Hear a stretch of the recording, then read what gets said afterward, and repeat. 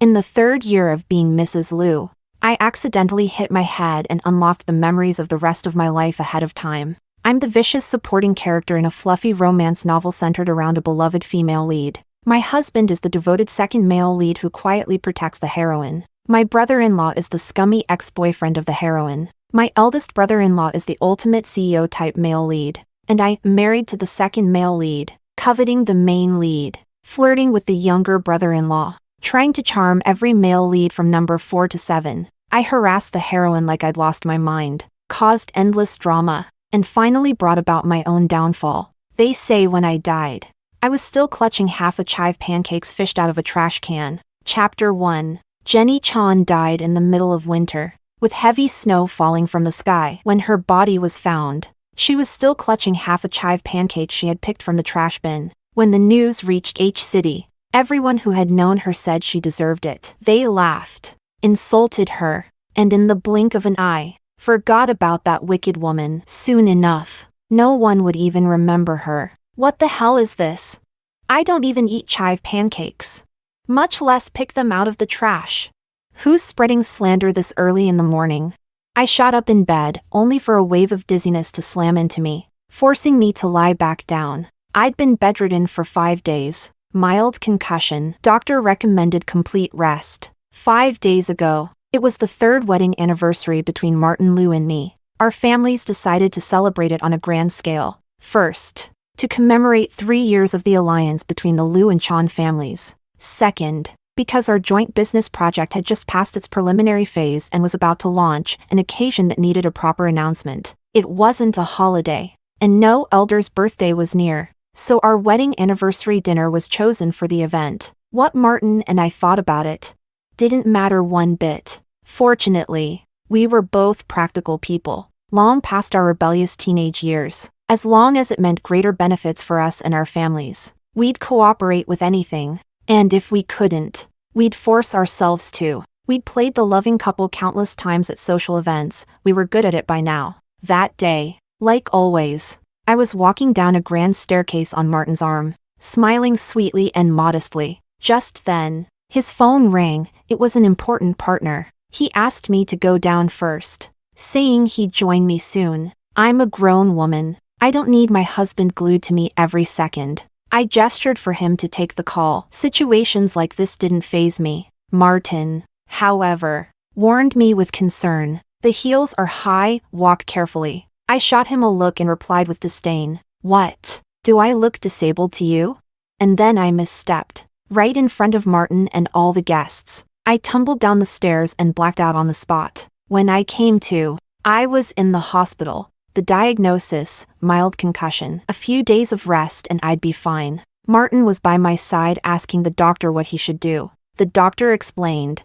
She may experience nausea, dizziness, vomiting, tinnitus, and even retrograde amnesia. It's possible she won't remember the moment of the accident. When he saw I was awake, he asked me a few questions, then said, "Seems there's no major issue. She remembers what she should, no memory loss. Just some nausea that should pass with a couple days of rest." But I thought there was a problem. A big one. I hadn't lost my memory, but my mind kept flashing with scattered images and scenes. It went on for 5 days. The other symptoms faded, but those strange memories not only stayed, they intensified. Until this morning, when I finally pieced together a full story. If those memories were real, if I was actually living inside a novel, then I had definitely drawn the role of the villainess. Martin is the second male lead, silently harboring love for the protagonist. His younger brother, Paul Liu, is the ex-boyfriend, the classic toxic love-hate guy. His older brother,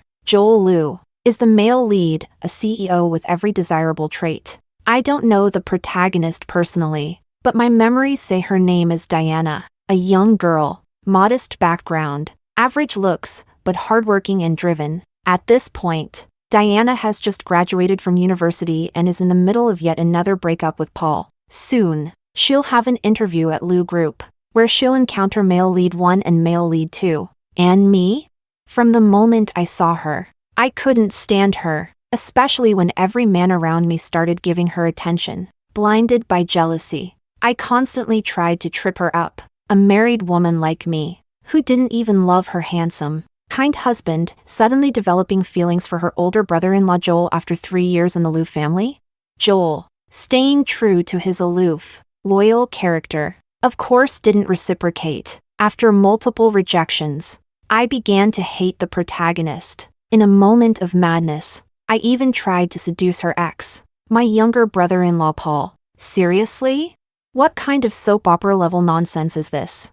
Even modern telenovelas aren't this ridiculous. It made no sense at all. It clashed completely with my actual personality. I'm someone who loves money more than life itself. Love? Totally optional. In this social circle, true love is a fantasy. Most of us are like Martin and me, surface-level spouses. A marriage of convenience. Who in their right mind would go looking for true love here?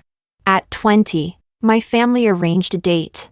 I'd seen Martin Liu 3 times, and the marriage was decided by the elders. We hadn't exchanged more than 100 words before tying the knot. Talking about love was absurd. That said, the Liu brothers are all eye candy. From afar, they're a visual delight. But Joel and Paul aren't my type. One's too serious and dull. The other's impulsive and selfish. Compared to them, my husband's not bad at all. Martin is mostly kind and thoughtful. If we have problems, we talk them through calmly. He's incredibly patient. We get along well in bed too. And best of all, he respects my choices and habits. He never meddles. But he doesn't love me. He married me to further his career. If it hadn't been me, he would have picked another heiress and treated her just the same. He's 100% career-oriented. Love and happily ever after mean nothing to him. On that, we're completely aligned. What fantasy could possibly compare to the security that money brings?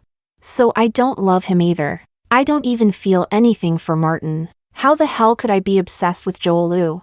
Absolutely absurd. I must have really knocked my head hard. I'll need another checkup. Thinking this, I opened WhatsApp and messaged Martin. Honey, I want fries. Bring me a large one when you get off work. I have zero willpower against junk food. Go a few days without it and I start craving hard. Martin's a very busy man. His time is gold. Not like me, living off his wealth and able to reply instantly. Maybe because I'm a patient now. He didn't keep me waiting long. 3 minutes later, Martin replied. I asked the doctor, and he recommends light food these days. No fried or spicy stuff. Hang in there a bit longer. If your checkup goes well tomorrow, I'll get you whatever you want. I wrote. Then I'll go for the checkup today. I feel totally fine. Martin replied. The appointment's for tomorrow. I'm a bit busy today. No time to go with you. I can go alone. You handle your stuff. Martin didn't like that idea, but relented a little. Let Lisa go with you. I'll call Dr. Jing to reschedule the time. Lisa was the daughter of the head butler at the main Liu residence. After graduating university and failing to find a suitable job, she returned to work as a domestic assistant at the Liu household. Martin and I don't like having strangers at home. Usually, we hire part-time cleaners, no live-ins. But after I got injured, Martin didn't want to take risks with temps, so he personally asked the main residence to send Lisa to take care of me for a while. Lisa was meticulous with her work. She'd grown up in the secondary Liu household and was used to life around the wealthy. Over 20 years in that environment meant she had plenty in common with us. Since I was bored in bed, I often called her over to chat. Given Martin's insistence, I had no choice but to go to the hospital with Lisa. She happily agreed and went off to start the car. Just as I sat down and was buckling my seatbelt, Lisa said from the front seat, "Ma'am, I have a friend who recently graduated from H City University. She was an outstanding student and did an internship at a major firm, where she was highly praised. I heard the eldest young master is without an assistant due to maternity leave and hasn't found a replacement, since they only accept internal recommendations. Would you mind speaking to the second young master and helping her get a chance?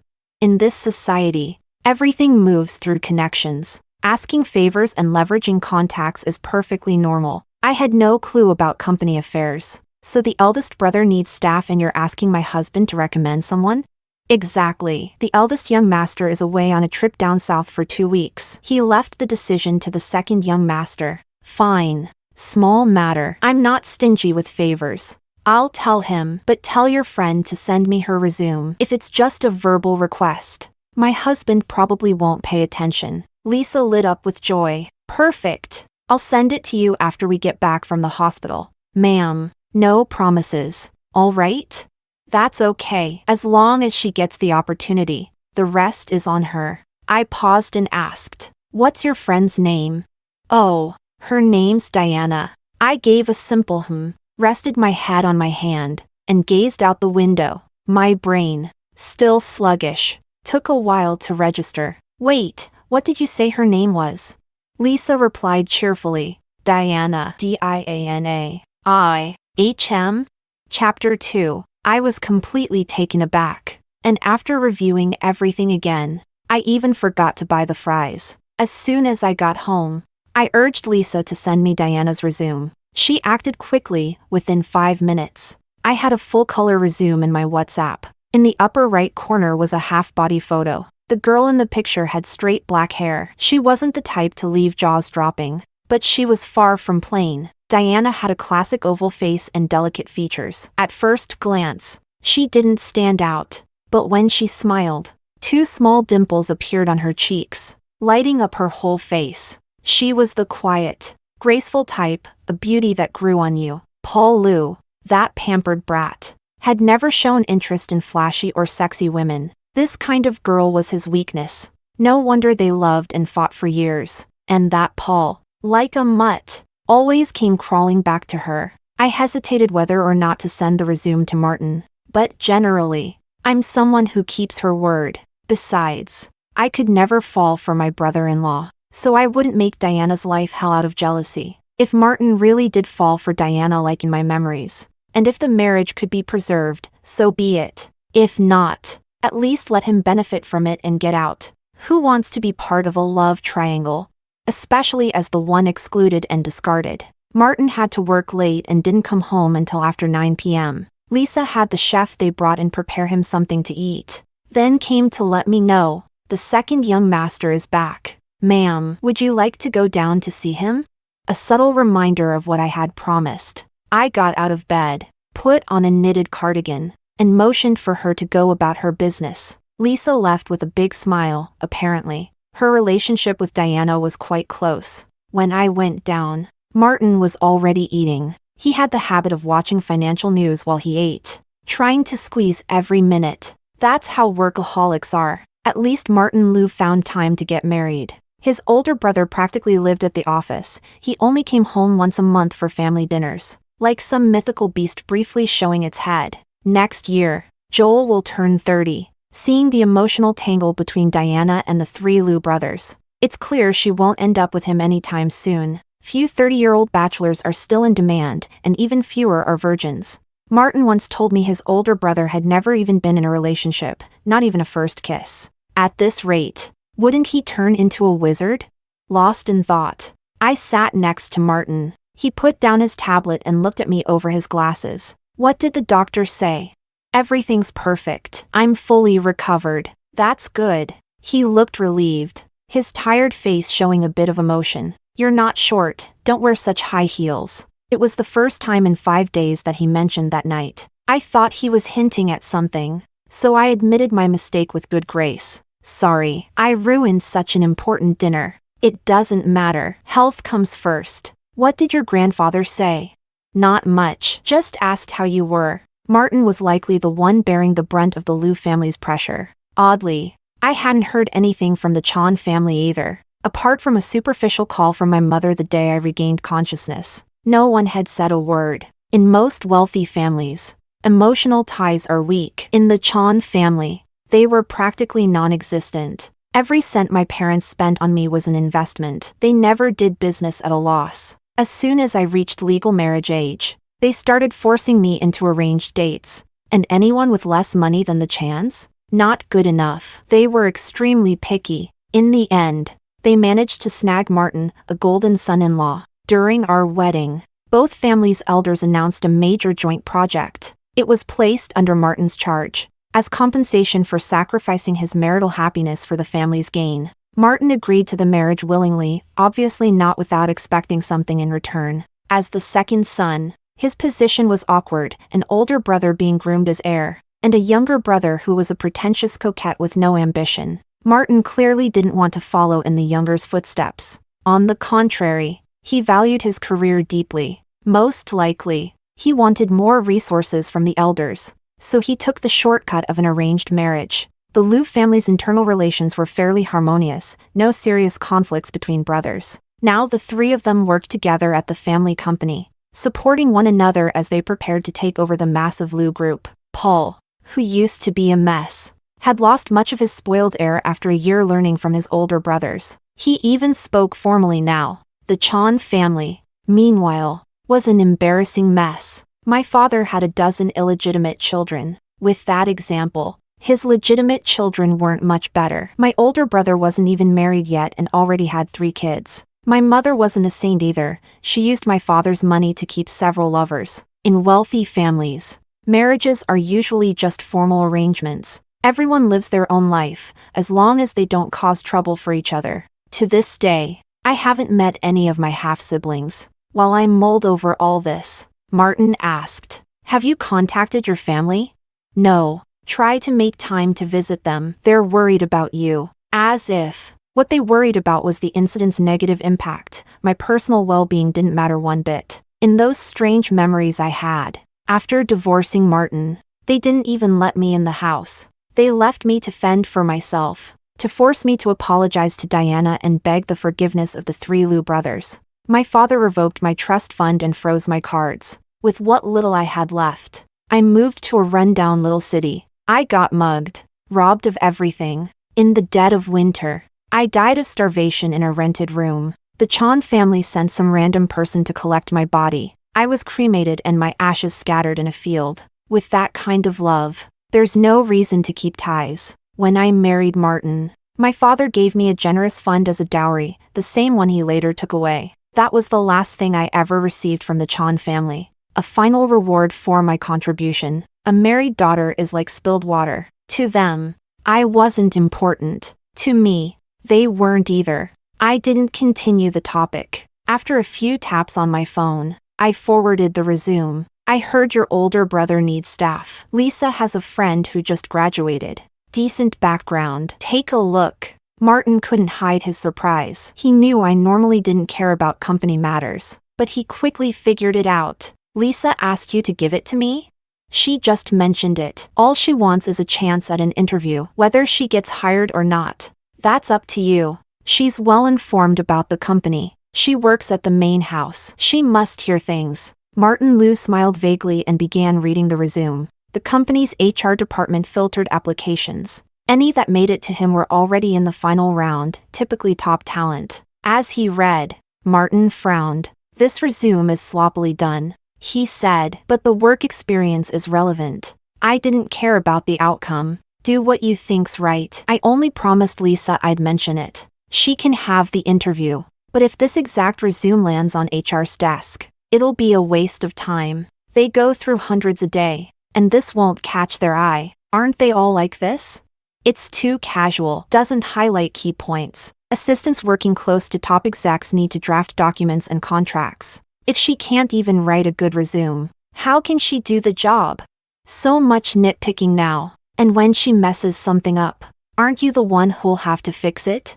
I thought it, but didn't say it. Chapter 3. After confirming Diana's basic information and appearance, I was almost certain those memories that kept surfacing in my mind were 90% real. As a husband, Martin actually seemed quite decent. If I had a choice, I'd rather not end up getting divorced. But then I remembered that blank face of his as he threw the divorce papers onto the table. And in that instant, I crushed that idea and stomped on it without mercy. There might not be many 3-legged toads in the world, but there are plenty of 2-legged men.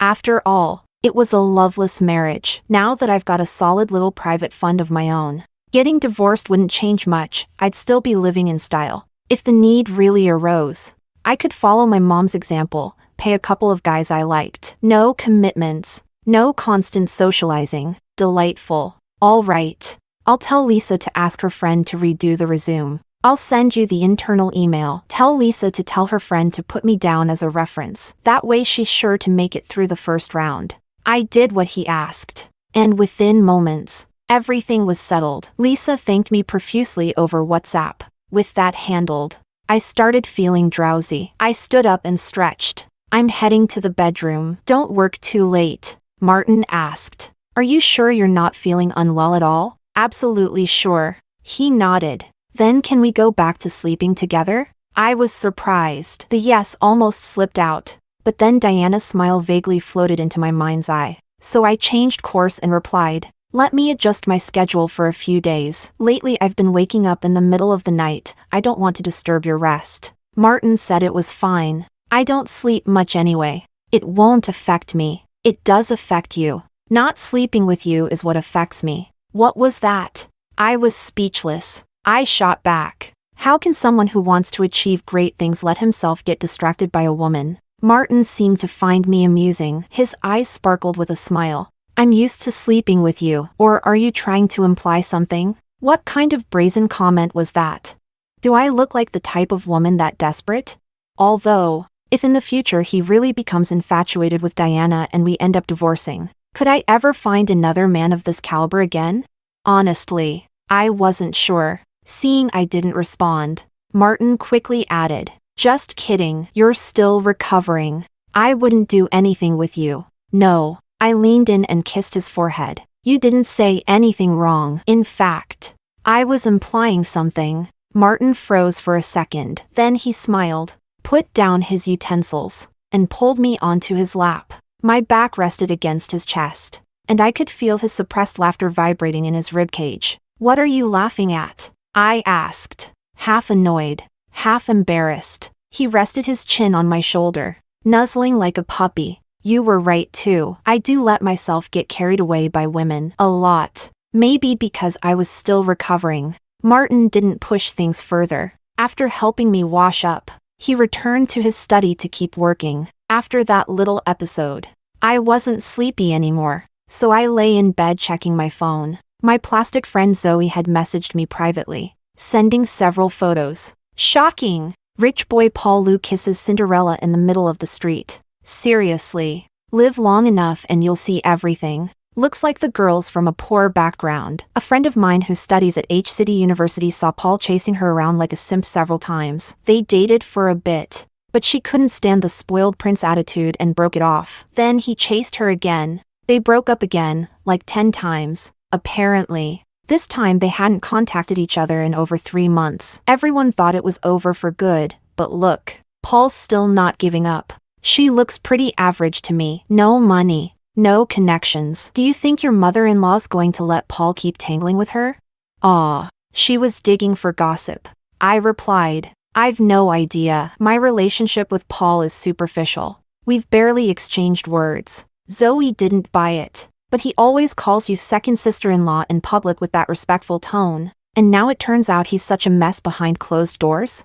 A mess? That's putting it mildly. The first time I went to dinner at Martin's parents' house, that kid showed up late, wearing a motorcycle jacket and flaming red hair. Didn't even greet the guests at the table, and the disdain in his eyes made it look like marrying his brother was a shameless act of gold digging. There are plenty of people like that in our circle. I always keep my distance. Who wants unnecessary drama?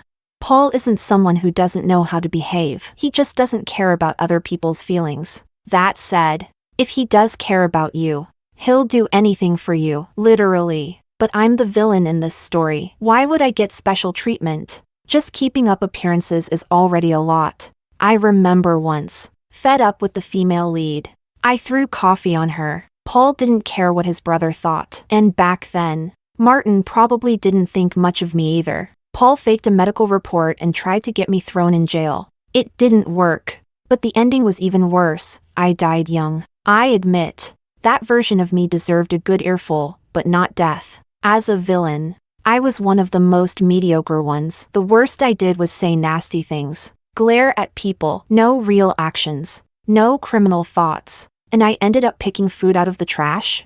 Ridiculous. All because I got obsessed with the male lead and tried to take what belonged to the heroine. And her? She didn't settle for less. She had all 3 Lou brothers wrapped around her finger. Even if she didn't promise any of them anything, they were all willing to stay by her side. Paul was one thing, fine, but Martin, Martin had serious needs in that department. Expecting him to stay celibate for a woman he could only admire from afar sounded unrealistic. And yet, that's exactly what's happening. Diana appeared in my life. Paul really was with her. If she can conquer the untouchable Joel and turn the impulsive Paul into a loyal puppy, then she might actually make Martin Lu go celibate like a monk, and drive me crazy with jealousy in the process. What era are we even living in? Who joins a rich family looking for true love? And yet, she found it. Sure, it happens, but it's rare, exceptionally rare. Zoe, with her gossip-loving soul, sent me another message. Breaking, the rich boy kissed Cinderella out of jealousy. He suspects his own big brother is trying to steal her. Chapter 4. What? What?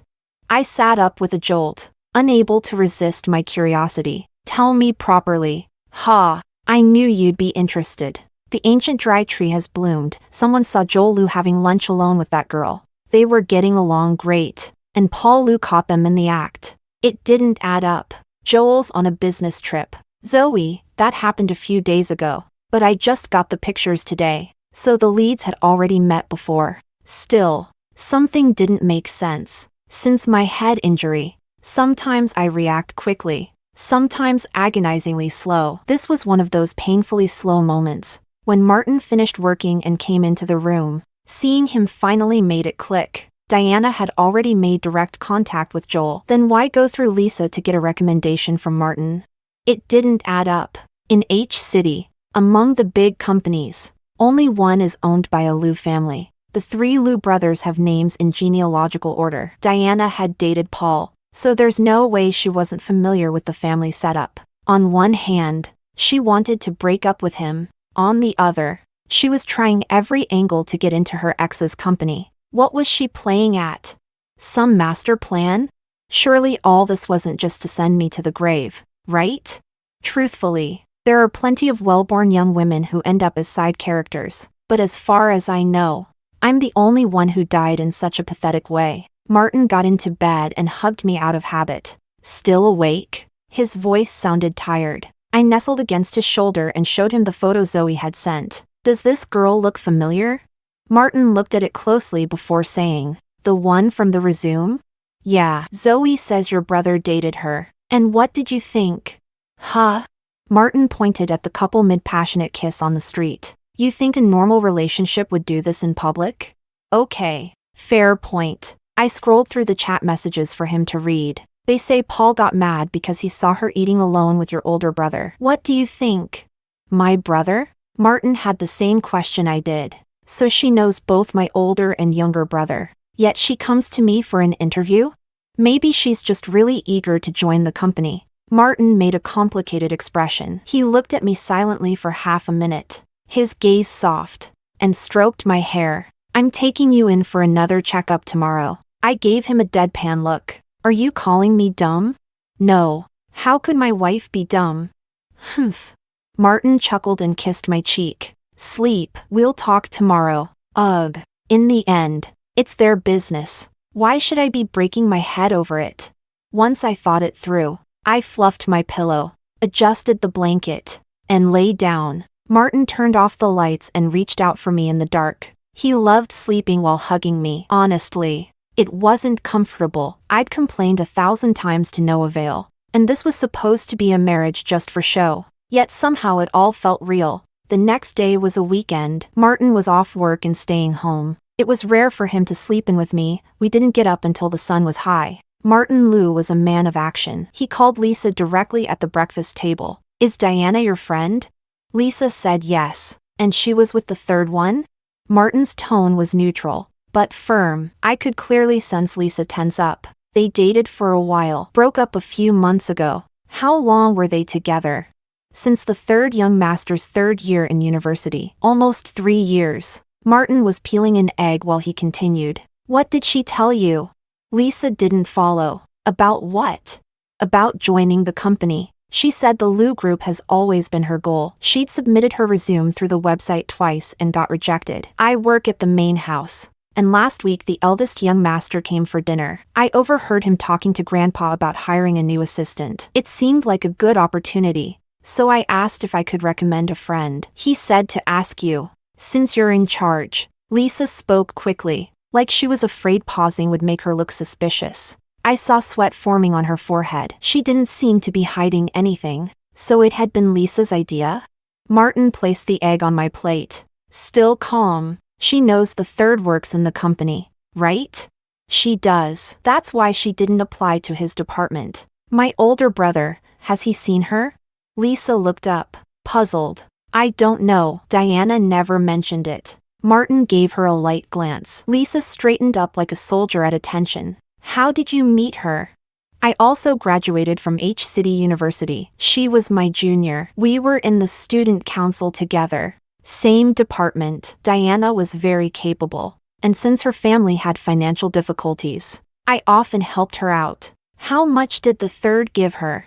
Lisa froze for a second, a flash of anger in her eyes. But she didn't dare confront Martin. Her voice only shifted slightly. My friend's not that kind of person. It was the third young master who chased her relentlessly. At the time, she was busy with school and a part-time job. She wasn't even thinking about dating. Martin let out a sarcastic chuckle. So the third was quite shameless. Lisa fell silent, her energy drained. That's not what I meant. It's fine. I won't press further. Last question. Martin pulled out a wet wipe and calmly cleaned his hands. How long after they met did they start dating? Lisa replied. 1 month. Martin let out an aha. He really was persistent. Lisa picked up on the irony but didn't dare answer. She closed her lips and waited in silence. Martin had said it was the last question. And he kept his word. He let her go back to her work. I'd watched the whole scene. Still confused. That's it? Just like that? What more do you want to know? Felt like he was teasing me for being slow again. So what did you figure out? Nothing yet. We need to ask the third and see if their stories line up. You suspect Diana got close to Paul on purpose? There are plenty of girls like that. I started to think. The female leads in novels are usually sincere and kind. Not the type to play dirty. Don't you think you're being dramatic? Martin poured a glass of milk and placed it in front of me. Drink more. It's good for you. You're unbearable. Chapter 5. After breakfast. Just as I expected. Martin Liu went to the study to call Paul. I bet he also called Joel Liu. I don't know what his brothers told him, but when he came out, he looked upset. I didn't ask anything. It was later at night, when we were going to bed, that he brought it up himself. The third one told me he was the one who pursued her. Diana wasn't entirely willing. For 3 years they argued, broke up, got back together. Diana says being with him drains her. That he's too immature. A little. Yes. I remembered the first time I saw Paul with that loud red hair and his absolute lack of social skills, and mentally nodded hard. My brother invited her to lunch to thank her. That day his car broke down and he'd left his phone at the office. Diana happened to walk by. Lent him her phone to make a call. It was lunchtime, so he invited her as a courtesy. See? Just as I had guessed. Heroines with main character aura don't need to play tricks. In my memories, Diana was always a diligent young woman with clear goals, putting personal grudges aside. She was definitely better than me, a kept woman with no aspirations. In love, though, she was a complete disaster. But that's not her fault. All men who see her become infatuated. Look at Martin. He suspected her for no reason, and once he confirmed it was all a misunderstanding, his expression changed immediately. The image of Diana in his mind turned more positive, and love began to creep in. Compared to the immature child that Paul is, Diana, with her simple background, would be a better match for men like Joel or Martin, who are mature and stable. If I weren't occupying the position of Mrs. Liu, Diana would probably be leaning more toward Martin. Joel has his own merits, of course, but he doesn't know how to connect with people. I remember how, when he accompanied Diana to visit her parents, he acted just as cold and expressionless, earning the disapproval of her in-laws. Sigh. I let out a long breath. Martin immediately looked at me. Why are you sighing? It's just, everyone's got it rough. Me, forced into marriage by family pressure. Martin, forced to marry for family interests. Diana just wanted to make money without trying to fall in love, and still ended up entangled in a romantic mess. But the most miserable one is me. After all, Martin only lost love. I lost my life.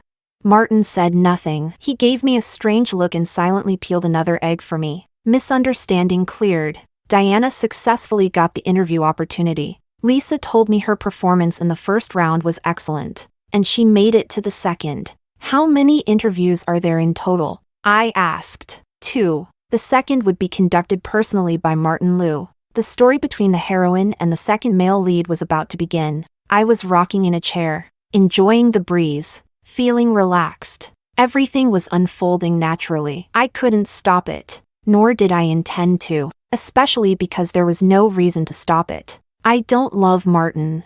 I don't want Joel, and I'm certainly not about to flirt with Paul. I have zero interest in male leads 4, 5, 6, or 7, whom I don't even know. Even if Martin were to throw divorce papers on the table right now, I wouldn't even blink before signing them. At most, I'd ask for a slightly higher financial settlement. Martin isn't stingy. Every month he gives me an allowance in the 6 or 7 figures, and occasionally gifts luxury items to create a romantic atmosphere. As long as there's no love, there's no problem. I don't seek trouble, but trouble finds me. I have a rather stable temperament in private. I rarely argue with anyone, and almost no one comes to cause me trouble, except Paul, that damn limitlessly clueless man. I was living my rich lady life, eating well and dressing better. One day, I was getting ready to go have tea with my plastic friends. When I opened the door, Paul was standing there, with cigarette butts scattered all over the ground at his feet.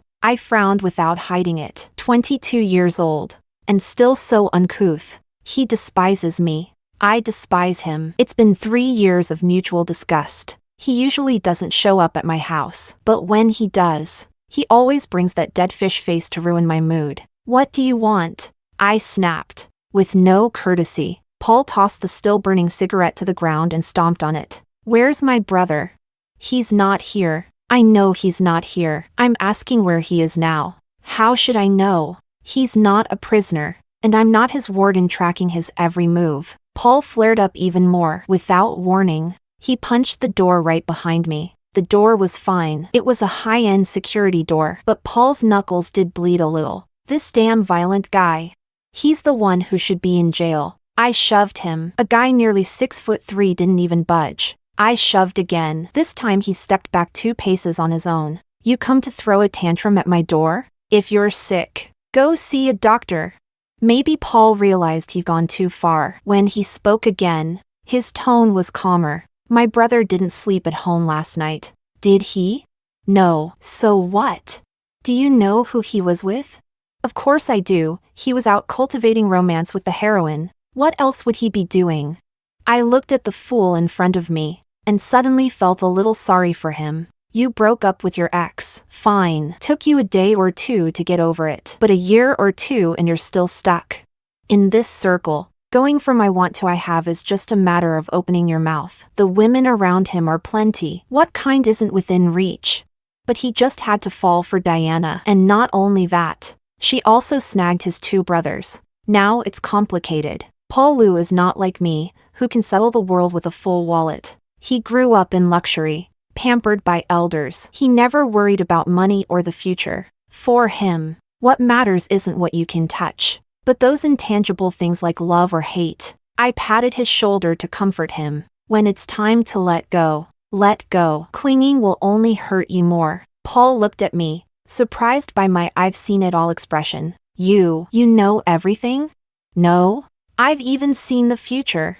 Total enlightenment. Paul looked at me like he'd seen a ghost. And you, woman, you're not even a little sad? Sad for what? I shrugged. Indifferent. Do you know what a marriage of convenience is? You thought I wasn't worthy of your brother. But in reality, it was exactly because our families were evenly matched that I became Mrs. Liu. Both your brother and I have benefited a lot from this. We, in this circle, put interest first. Those childish relationships of you love me and I love you mean absolutely nothing to us. Chapter 6. Paul stayed silent for quite a while. Does my brother know? Know what? What you think? I sighed. This guy really is hopeless. Things that everyone already knows. What's the point in saying them out loud? So, do you also have someone else? Not at the moment, but I've never thought of myself as being low on market value. What's the difficulty? I'm young, rich, beautiful, with a killer body. If I went looking for a gigolo, he'd probably want to pay me. Paul was visibly stunned, staring at me in disbelief. You grew up in this environment. Don't you know how people like us live? I couldn't help giving him a lesson. These things are super common, of course. Just because they're common doesn't make them right. But if you insist on being with Diana, do you really think your parents and grandfather would accept her?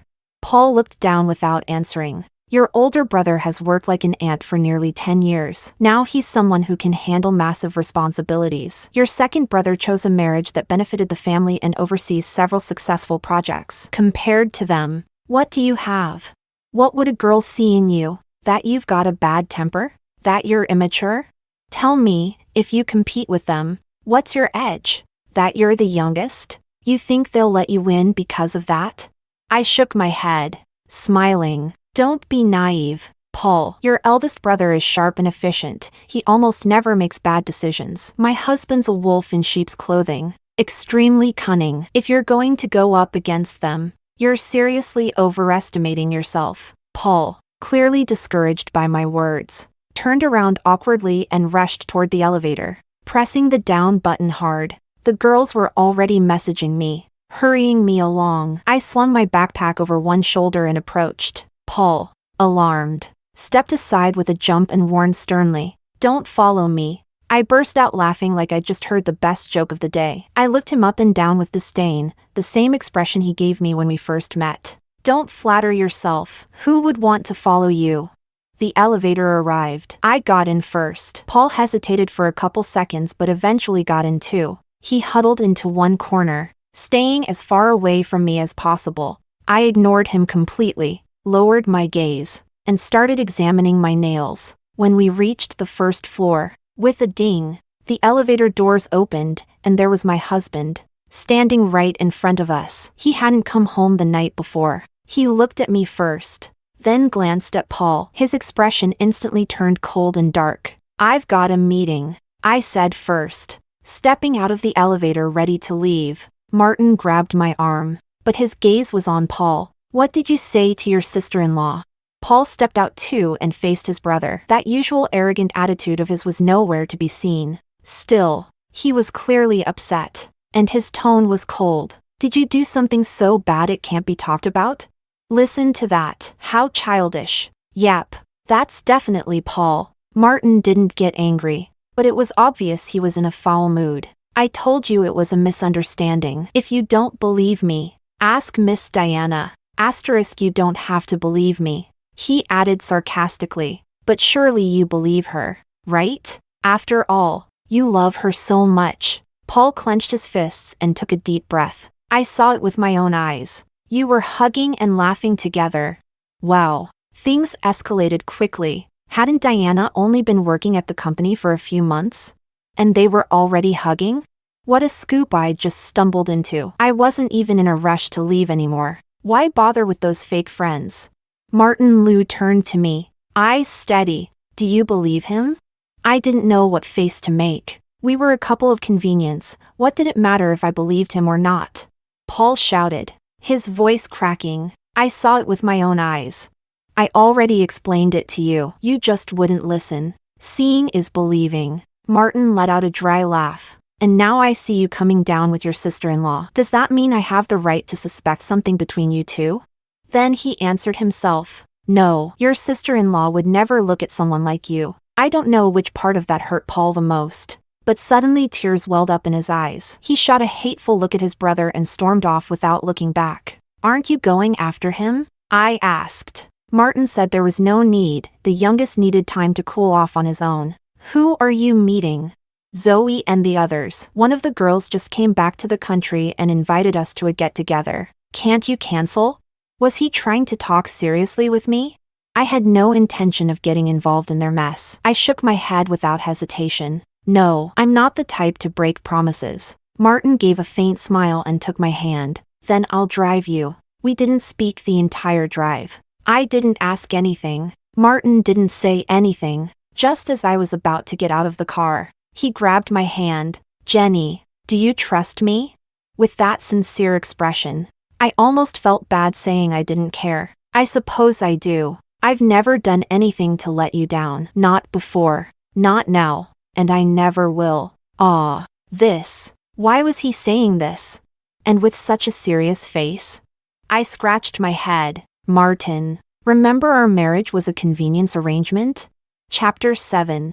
I'm not exactly sure what I said wrong. The moment I finished speaking, Martin stared at me for a full 3 minutes. He'd been in a bad mood since we saw each other today, and now it seemed to have hit rock bottom. But even so, he didn't explode. If he could control his temper with a disaster like Paul, there was no reason to lose it with me. I waited a bit, and seeing he still didn't say anything, I unbuckled my seatbelt and got out of the car. I slammed the door shut. Through the half-open window, I saw Martin still looking at me. His expression was complicated. I couldn't quite describe what I felt. He looked deeply hurt, incredulous, even slightly wounded. That's how men are. They eat from one plate but keep glancing at the pot. He likes another woman, but still wants me to keep playing the part of the sweet, understanding wife. Martin has always known how to pursue his own benefit. Now is not a good time for a divorce. Our two families just announced a billion-dollar project. If news of a separation broke now, it would cause a negative impact. He's not like Paul, who lives and dies for love. For Martin, the most important thing is his career. These past 3 years, my role as the wife of a powerful family might have looked easy: eat, drink, and enjoy life. But in reality, I wasn't some decorative wife who did nothing. Being a socialite means belonging to a circle, and that circle brings connections and influence. Sometimes, at events where men can't attend, their wives are required to represent them and manage family ties. Many business deals are secured thanks to those social interactions between wives. Some words, when spoken by the one who shares your bed, carry twice the weight. I've attended many such events and secured quite a few valuable contacts for Martin Liu. Of course, the Liu family holds a high status. At those events, I'm always treated like a star. I don't need to flatter anyone, but I also never neglect what's expected of me. To this day, I'm still the most suitable person to be Mrs. Liu. Martin is probably just interested in Diana, not yet obsessed. Diana, given her background, will need time and energy to adapt to the social world of high society wives, where people talk through masks and smile with hidden fangs. It's logical that Martin doesn't want me to leave just yet. Once I understood all this, the turmoil in my chest settled. Don't worry, I said to reassure him. At least for now, we have the same goals. He's brought me into several promising projects. They haven't paid off yet. Why would I break ties with him now?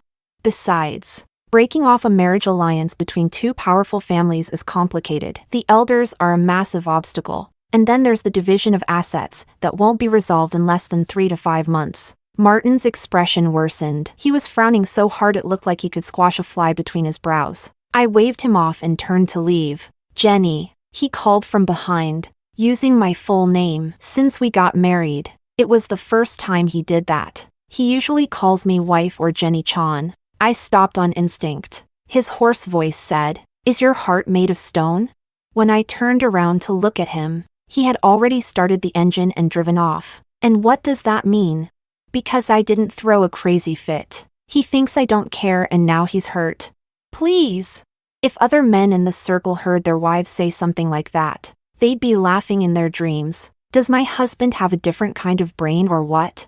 These men, young and in the prime of their careers, are always surrounded by temptations. Sometimes, to seal a deal, you have to bring male and female escorts. They say it's for business, but who knows what they're really doing? Wasn't he the one who didn't come home last night?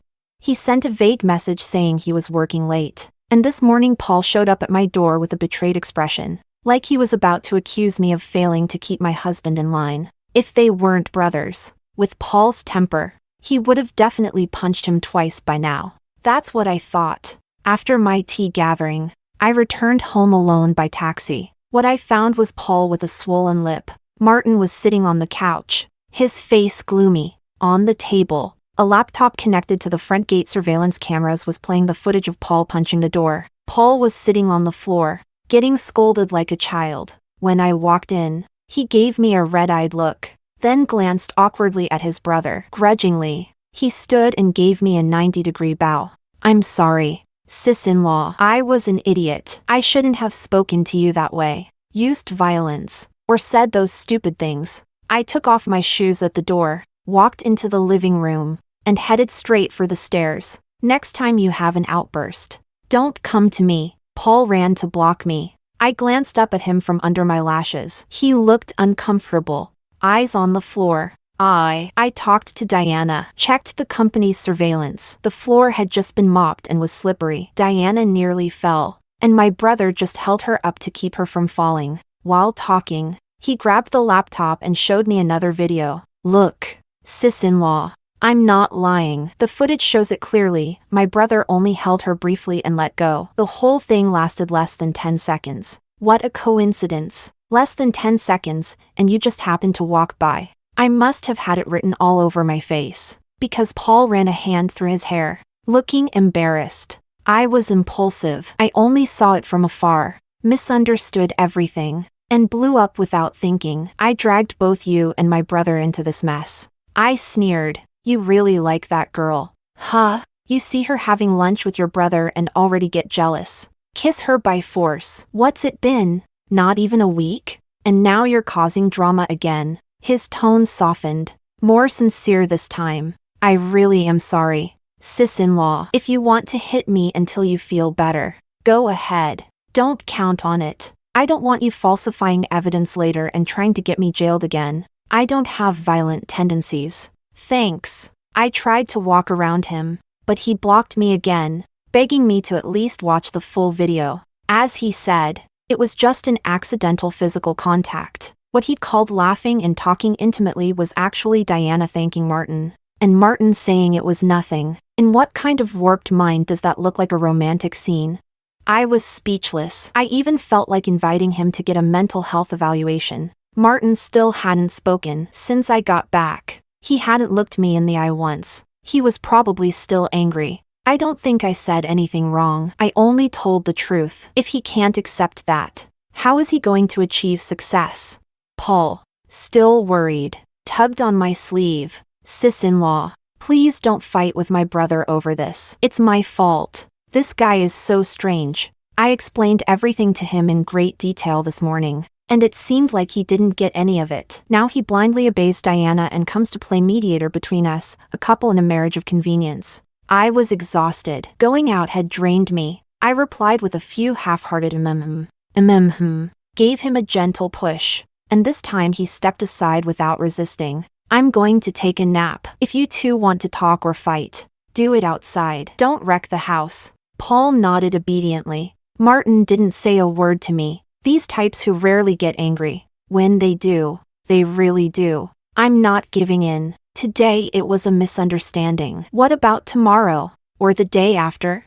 I don't want to end up dead in a foreign land at such a young age. Even though those things haven't happened yet, I remember them clearly. I have no desire to live through them for real. In this world, apart from money, nothing and no one is worth fighting over. In time, Martin Liu will probably even thank me. Having such a reasonable wife like me is a blessing. While walking up the stairs, I glanced back out of habit, and saw Martin still staring at me. I gave him a forced smile. I wanted to show with my actions that I wasn't affected. I couldn't see his expression clearly, nor he mine, so I didn't bother. I went straight to the bedroom. Chapter 8. Martin had to return to work. After scolding his brother, he took him straight to the office. I slept for an hour, and when I woke up, I ordered fries and skewers. Lisa and the chef had already left. I was home alone. Most of the time, I enjoy being alone. Total freedom, without anyone telling me what to do or not to do. Before, when Martin was home, he didn't control me much, but since the incident, he's been more concerned about my condition and occasionally reminds me of things. They hadn't taken the laptop. It was still in the living room, with nothing better to do. I turned it on and watched all the saved footage. Then, with agonizing slowness, the realization hit me. Could Martin have overheard everything I said to Paul? I quickly calmed down. Better if he heard it. Some things aren't said directly, but if the other person picks up on them, a lot of awkward situations can be avoided. Zoe, always in the know, who had seen me just this morning, was already bombarding me with messages. What happened with the spoiled brat and your husband? Did the brothers actually fight? Photo, look. Did your husband do that injury on the brat's face? Oh my god. Sis. I feel for you. And who's that girl? Isn't it enough to flirt with the eldest and the brat? Now she's after a married man too? How desperate is she? So young and already playing so hard, is she trying to snag all three Liu brothers or what? She came to laugh at my misfortune. And what's so funny about it? You're destined to be the evil antagonist too. You'll see, when Diana gets close to your Prince Charming. Let's see if you're still laughing. Things were progressing faster than I expected, because Zoe's next message said her crush had just added another girl. That man who used to take hours to reply with a single emoji was now checking his phone every 5 minutes. I laughed coldly. Truly sorry for you. Look, at least when things go bad for me, Martin gives me money. What does your crush give you besides disdainful looks? Zoe was pragmatic. As if I actually like that jerk. Don't lie. I know you're crying on the inside right now. Suddenly, Zoe sent me a whole HD studio photo set. Check this out. My new target just debuted. Fresh off the market. Looking for a sponsor. Good rates. Hee. I took a look. Not bad looking. Honestly. I asked her, how much per month? Zoe sent me a sticker of a little doll with her hands on her hips. Not expensive. He's new. Doesn't dare ask for much. 1 million a month. He's got some colleagues at similar prices. She tried to persuade me. Interested? I'll introduce you. No. Thanks. I have a husband, and physically, he's doing just fine. Zoe, with a sarcastic tone. Lucky you. Even in a marriage of convenience, you landed a hunk like Martin. My parents are out looking for a husband for me now. You don't even want to know. It's enough to make you cry. And back to the topic she went. So, what really happened between your husband and the brat? Did they actually fight over Cinderella? Dirty laundry stays in the house, and Zoe is a blabbermouth. I made something up. Paul was disrespectful toward me. My husband just taught him a lesson. Yeah, right. You don't know what it's like to have a husband who loves you. Zoe joked. Wait. I'm taking a screenshot of that. When Martin cheats on you, I'll post it online and drag you through the mud. I didn't even flinch. Go ahead. If he dares to cheat, he better have a big check ready. I'll walk away rich and go find myself a young guy who adores me. You'll be green with envy. Zoe and I are different, but we both share a love for money. As soon as the topic came up, her tone shifted. She swore that if either of us ever made it big, we wouldn't forget the other. Following his elder brother's example, Martin Liu spent a whole week sleeping in the office lounge. No calls, no messages, like he was determined not to give in. I didn't mind. I lived my life peacefully at home. When he was home, I used to complain he wouldn't let me sleep with all his hugging. But when he wasn't, I missed having someone to hold me at night. Humans are never satisfied. At another gossip session with my friends, Zoe brought her new lover. In photos, he looked way better. In person, a bit lacking, but he had a good personality and managed to make Zoe laugh. When we said goodbye, Zoe snuck up to me and slipped a card into my purse, telling me to open it at home. She loves her little mysteries. It wasn't worth fighting over something so silly, so I accepted. When I got home, I saw Martin's shoes at the entrance. He finally decided to come back. Who knows how far things have progressed with Diana this week. My relationship with Paul isn't great, but we're still WhatsApp contacts. That brat posted that he'd been working overtime every day lately. Not like him at all. Must be to impress his crush. Martin stayed at the office all week. His older brother went on another trip. Perfect timing. Maybe things progressed over there, and he remembered my words, realized how understanding and cooperative I am as a wife, and decided to reconcile. But I was 99% wrong. When I got to the bedroom, I went to the closet to put away my purse. I didn't place it well, it fell, and some things spilled out. Zoe's card hit the floor, slid a bit, and landed right in front of the bathroom door. The door opened, and Martin walked out shirtless, wearing only gray sweatpants. He had a towel around his neck and bent down to pick up the card. His face immediately turned pitch black. My heart stopped. Simon? He spat the name coldly, then looked at me. I rushed to look at the card. Dear God, it wasn't a card. It was a sexy, provocative photo of a half-naked man. On the back was his name, phone number, and a flirty note. Miss Chan, I've admired you for a long time. Awaiting your reply. Zoe. You traitor. You got me into trouble.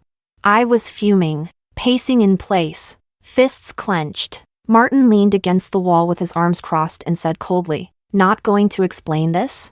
That's not mine. I threw the photo to the floor in outrage. I'm not into that type. And seriously, do you think I'd be so vulgar as to cheat behind your back? If I were going to do something, I'd do it in broad daylight. Martin. Sarcastic. So, if you went looking for someone else, you'd at least give me a heads up? If you think that's necessary, I could be flexible, but it's not like I was desperate. One Martin Liu was more than enough for me. He clearly didn't like that answer, and he made sure I noticed. He was very good at hiding emotions. No matter how badly things went outside, he was always composed at home. In 3 years, he almost never showed bad moods in front of me. Not that he didn't have them, he just chose not to show them. So if I was feeling it now, it meant he wanted me to feel it. I got a little nervous and tried to fix it. Do you really think I'd look for someone else? Do I seem like that kind of woman? How could you think so poorly of your own wife? Martin looked at me for a few seconds, said nothing, then pointed at the photo on the floor with his chin. Where did that come from? A friend gave it to me. Which friend? I shook my head. Not going to say? Why so many questions? Martin fired back with another question. Where were you today? Having tea with some friends. Your usual friends? Martin raised an eyebrow. Zoe? I instinctively shook my head. Don't start. It's someone you don't know. Martin was quiet for a moment and asked, Were there any men? A few. They came with their boyfriends. Boyfriends? He repeated softly, mockingly. Boyfriends with a monthly salary? I kicked the photo away from my sight. Please, isn't that common in our circle? Why the big fuss? Was it that Simon guy? No. I think he doesn't have a sponsor yet. It was one of his colleagues. I reaffirmed. I don't like that type. All their photos are filtered and edited. In person, they're worthless. Martin caught the implication. So if the guy was actually good looking, you would like him? 7 days apart. And now my husband was turning into a full-blown debate coach. No point arguing. I grabbed his arm and let him out. When did you get back? Have you eaten? Martin didn't resist. I led him to the study next door. You probably have a lot of work pending. Get to it so you don't stay up late. I'll order food. What do you want? Anything's fine. All right. I'm hopping in the shower. When the food arrives, open the door. I turned to leave, but when I looked back, Martin was following me. I pushed him back. Okay. Wait here. I'll tell the delivery guy to leave it at the door. I'll pick it up after I shower. Martin said. I want to shower too. Didn't you just do that?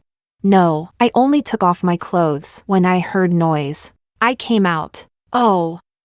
Then shower in the guest room? Wanting to de-escalate, I offered. Actually, use the main bathroom. I'll use the other one. Martin shook his head. Together. Huh?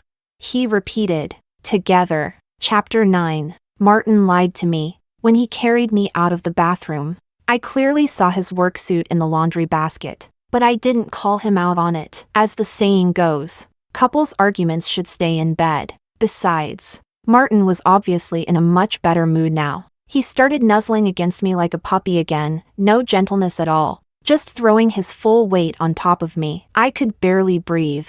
I pushed him with my hand, but he didn't budge. Tried again. Nothing. Instead of moving, he bit my neck in protest. Don't move. Let me hold you for a while. You've been holding me for a while. Not enough. I sighed in resignation. Martin hugged me even tighter. I've been living in the office all week. Sleeping without you was miserable. I chuckled. And before we got married, how did you manage then? Martin was breathing deeply into my hair, completely relaxed. This man, could it be that he actually likes me? The thought startled me. My heart skipped a beat, and I discreetly withdrew the arms I'd wrapped around his waist. Martin didn't allow it. For once, he showed an almost childish stubbornness. Hold me, Jenny. I want you to hug me tight. I had no choice but to wrap my arms around him again. No way. Is Martin in love with me? I remembered that day in the car, when he told me he'd never betray me, then asked if my heart was made of stone. The more I thought about it, the more it made sense. But if Martin loves me, what happens to the story? The male lead is Joel, the female lead is Diana, the second lead is also for Diana, and the third, fourth, fifth, and sixth all revolve around her. How could any of them love someone else? I'm the villainess. Has Martin gone off script? Or am I the mistake? I couldn't stop wondering. Meanwhile, his soft voice whispered in my ear, "Wife, after a week without seeing you, did you miss me? Even a little?" That pampered tone sounded both unfamiliar and strangely familiar. Now that we were finally getting along again, I didn't want to ruin it. Yes, I missed you. How much? So much I couldn't sleep at night. Liar. Martin gave a muffled laugh. I saw how well you were living. Where? Without you at home. I couldn't eat or sleep properly. I was miserable. Then why didn't you text me? You were busy, weren't you? He scoffed in disbelief and called me a liar again. Jenny, don't be like this, okay? He rested his forehead on my shoulder, his warm breath tickling my skin. Don't treat me this way. I'm a person too. I hurt. I get wounded, and sometimes, I just want you to take the first step, to love me just a little more. My heart pounded harder, my face burned. Part of me thought talking about love in a marriage of convenience was absurd, but another part of me trembled from the emotions I couldn't suppress. Honestly, Martin was everything I ever wanted in a partner. If we had started with a real relationship, we would have fallen in love for sure. Martin sat up slightly and looked down at me. I thought he was going to kiss me. But he didn't. He simply stroked my hair with a gravity I'd never seen before. Then he said, "So tomorrow you're coming to the hospital with me. We're going to get your brain checked properly. All right?" Excuse me? What kind of nonsense was that? Did he even hear what he said just before that? I shoved him hard, indignant, eyes wide. "I'm warning you, if you call me dumb again, I won't talk to you. And tell me, how do your sentences even connect logically?" Martin lay back on the bed and pulled me back into his arm with a long sigh. "I've been thinking about it for days. There's something off about you. Everything changed after the accident." Well, obviously things are off when you suddenly get memories of the future implanted in your brain. I didn't argue. I sighed too. Your instincts aren't wrong. Some strange things have happened to me. I chose my words carefully. Do you think it's possible for someone to predict the future? Martin didn't answer, but I didn't need his answer. I kept talking. What I'm about to say, you probably won't believe, but we're living inside a novel. Your older brother is the male lead. Diana is the female lead. You're the second male lead. Paul, at best, is the third. And me. I'm the damned villainess. Martin stayed silent. He only raised a hand to touch my forehead to check for a fever. I swatted his hand away and held it. According to the plot, Diana eventually breaks up with Paul and develops a vague, ambiguous bond with you. But since you're married, she ethically chooses to let you go. Then your big brother steps in and ends up with her. Meanwhile, she meets all these other brilliant young men. They all fall for her. But since she doesn't want a harem-type story, she finally chooses your brother in a classic one-to-one romance. Martin, did you read another one of those weird novels again? I knew it. I knew he wouldn't believe me. I raised 3 fingers. I swear I didn't. When I started getting these memories, I didn't even know who Diana was. Martin's expression turned serious. Keep going. After that, Diana marries your brother. You and Paul voluntarily back off. You become her silent protectors, ready to eliminate any obstacles for her. Even more men come along who also protect her. Martin didn't seem interested in that part. He asked, "And you?" I let out a long sigh and told him, "I die." Martin's arm around me tightened, and I die in a very tragic way. Just thinking about it made me feel sick. I had to sniff hard to stop the tears. I fall in love with your older brother. But he despises me, heartbroken. I try to seduce Paul, but he's even crueler. He humiliates me and tries to get me arrested. I'm a model citizen. I didn't give him the chance. When I finally got tired of everything and tried to come back to you, you handed me divorce papers. No matter how much I begged, you were completely indifferent. Martin kept stroking my back, not interrupting once. We got divorced. My parents were furious. They forbade me from coming home, canceled my trust fund, and froze my cards. Everyone in our circle mocked me. I couldn't stay in H City. I moved to a small town with just 2 suitcases full of jewelry and designer labels. Before I could even find a place to stay, everything was stolen. I went to the police, but there were no cameras, no suspects. They said they'd keep an eye out. I never heard back. Within 15 days, I died of starvation in a rented room. I slammed the mattress, furious. You know how I died? Holding a chive pancake from the trash. I don't even like chive pancakes. I'd rather starve than eat one. What was the point? Even at death's door, I was still stubborn. Martin couldn't help but laugh. And then what happened?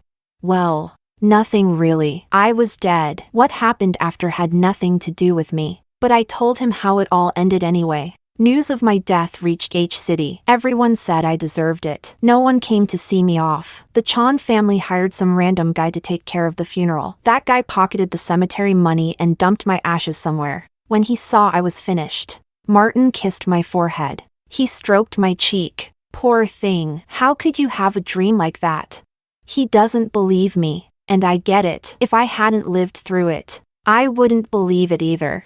So I didn't blame him. I even showed some understanding. I'm 23. I still have a long and beautiful life ahead of me. I don't want to die so soon. That's why I'm staying far away from all of you. If one day you want a divorce, just tell me. I won't make it hard for you. There won't be a divorce. Martin held my face in both hands and stared at me intensely. Jenny Chan, no matter what you forget, remember this, on our wedding day, we promised to go through life together. I'm not divorcing you. Don't even think about it. We made that promise? Really?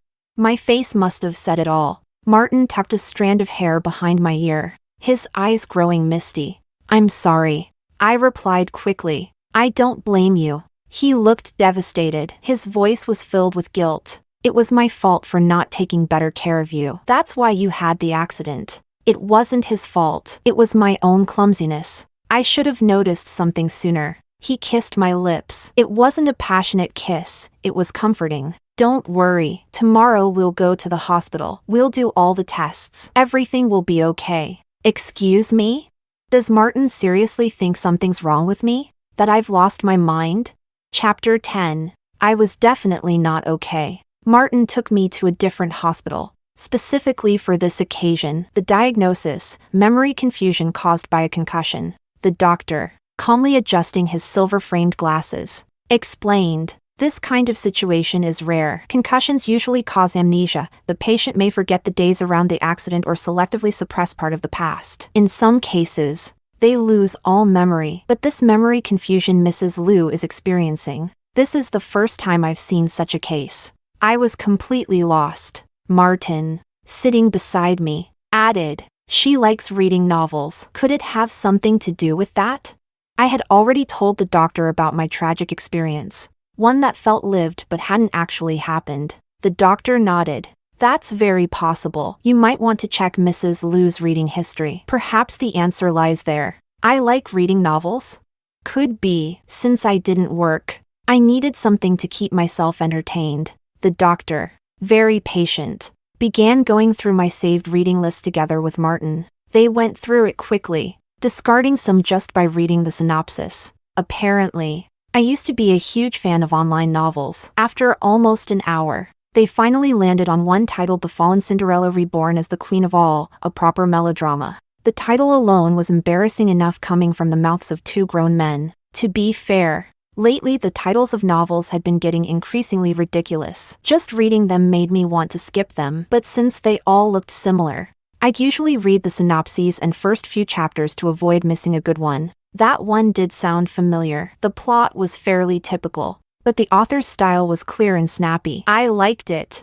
though I couldn't remember details. Martin and the doctor read chapter after chapter, and in chapter 33, the villainous Jenny finally appeared. Bingo. Mystery solved. The doctor sat back at his desk and analyzed calmly. According to the reading history, Mrs. Liu made it to chapter 97. In that exact chapter, the character Jenny Chan, same name as yours, disappears from the story. This coincides with the day of your accident. Upon waking up, you confused reality with the novel's plot. But those memories felt too real. I shook my head. I don't think so. In my memories, the protagonist was named Diana, and she looked exactly like my brother-in-law's ex. I had never seen her before. Perhaps you had seen her somewhere or heard her name. Are you completely sure you saw her face clearly in your dream?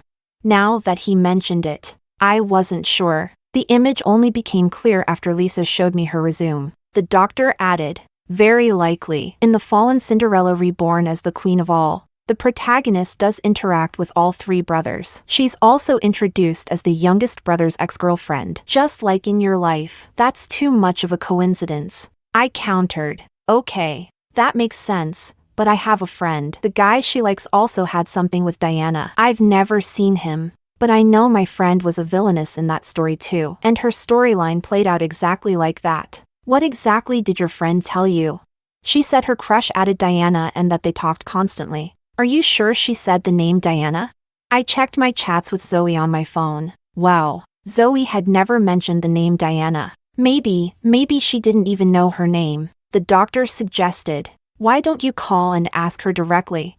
Martin also agreed. Zoe knows Diana's face. She sent you photos of her with the third brother. If her crush was talking to Diana, she wouldn't describe her under a different name. It made sense. I messaged Zoe asking if she had pictures of the girl talking to her crush. She responded instantly. Clearly she'd been keeping tabs. She sent over a dozen photos, all taken from suspicious angles, and it was obvious, the girl in the photos was not Diana. I stood there stunned, full of doubt. Meanwhile, Martin and the doctor were discussing treatment. The doctor's response was straight out of a TV drama. He couldn't guarantee when I'd regain clarity, maybe tomorrow, maybe never. There was no effective treatment currently. He recommended that Martin and others close to me talk about the past with me. Take me to familiar places, maybe that would help jog my memory. I seized the chance to ask, Doctor, I hadn't even heard the name Diana before. Is that the protagonist's name in the novel? Oh no. Her name is Victoria, and her signature trait is that she loves mooncakes with lotus paste. Can coincidences like this really happen? If coincidences didn't exist, neither would the word coincidence. I didn't know what to say to that. That day, it was pouring rain in H City. When we left the hospital, the rain had stopped, and a double rainbow arched across the sky. No need to ask, Martin's mood was as bright as the view. Following the doctor's advice, he took me to a restaurant we used to frequent. Remember? Our first date was here, at this table, while we waited for our food. He looked at me with eyes full of hope. I had to remind him. My problem is memory confusion, not amnesia. Martin smiled, his joy reaching his eyebrows. Then do you remember where we first met? I frowned. Wasn't it at that arranged date? His smile faded. You really don't remember. Or are you joking? I don't remember. Don't joke about this. I tried hard to recall, but came up blank. I swear I don't. Martin's face darkened. Jenny, this isn't funny. Oops. Looks like I did have amnesia after all. Why don't you tell me? Martin, curtly, it was at your older brother's birthday party 5 years ago. Think hard. I did remember that birthday. You were there? How else do you think I met you? I took a deep breath. You're saying we met 5 years ago? Martin's expression eased a bit. Not exactly met. I saw you once. I asked your brother to introduce us, but he said you had just turned 18 and weren't thinking about that yet. I see. So it was a one-sided observation from you. You talked to me. Really? Yes. He said it with such conviction that I started to doubt myself. But my head wasn't cooperating. I talked to a lot of people that night. Martin, did our families have much contact? How were you invited to my brother's birthday?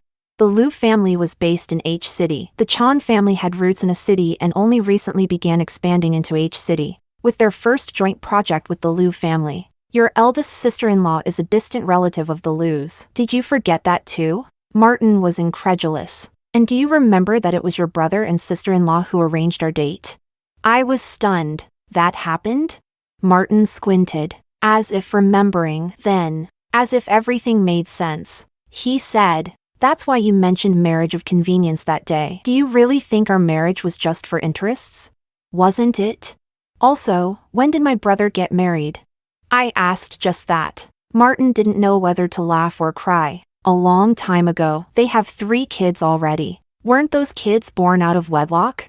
They're legitimate. I slammed my phone on the table. How shameless can he be? Married and still a womanizer. He and his wife get along great. That can't be. I didn't buy it. He learned from my dad. Keep the wife at home while having mistresses. My father's even worse. He filled my life with half-siblings. Martin shook his head and sighed. Say that to their faces and see if they ever let you back in the house. I don't want to go back anyway. But you should. I think you need to talk to them. I stopped. Is that part of the novel plot too? Martin nodded. So, my parents and older brother actually love me a lot?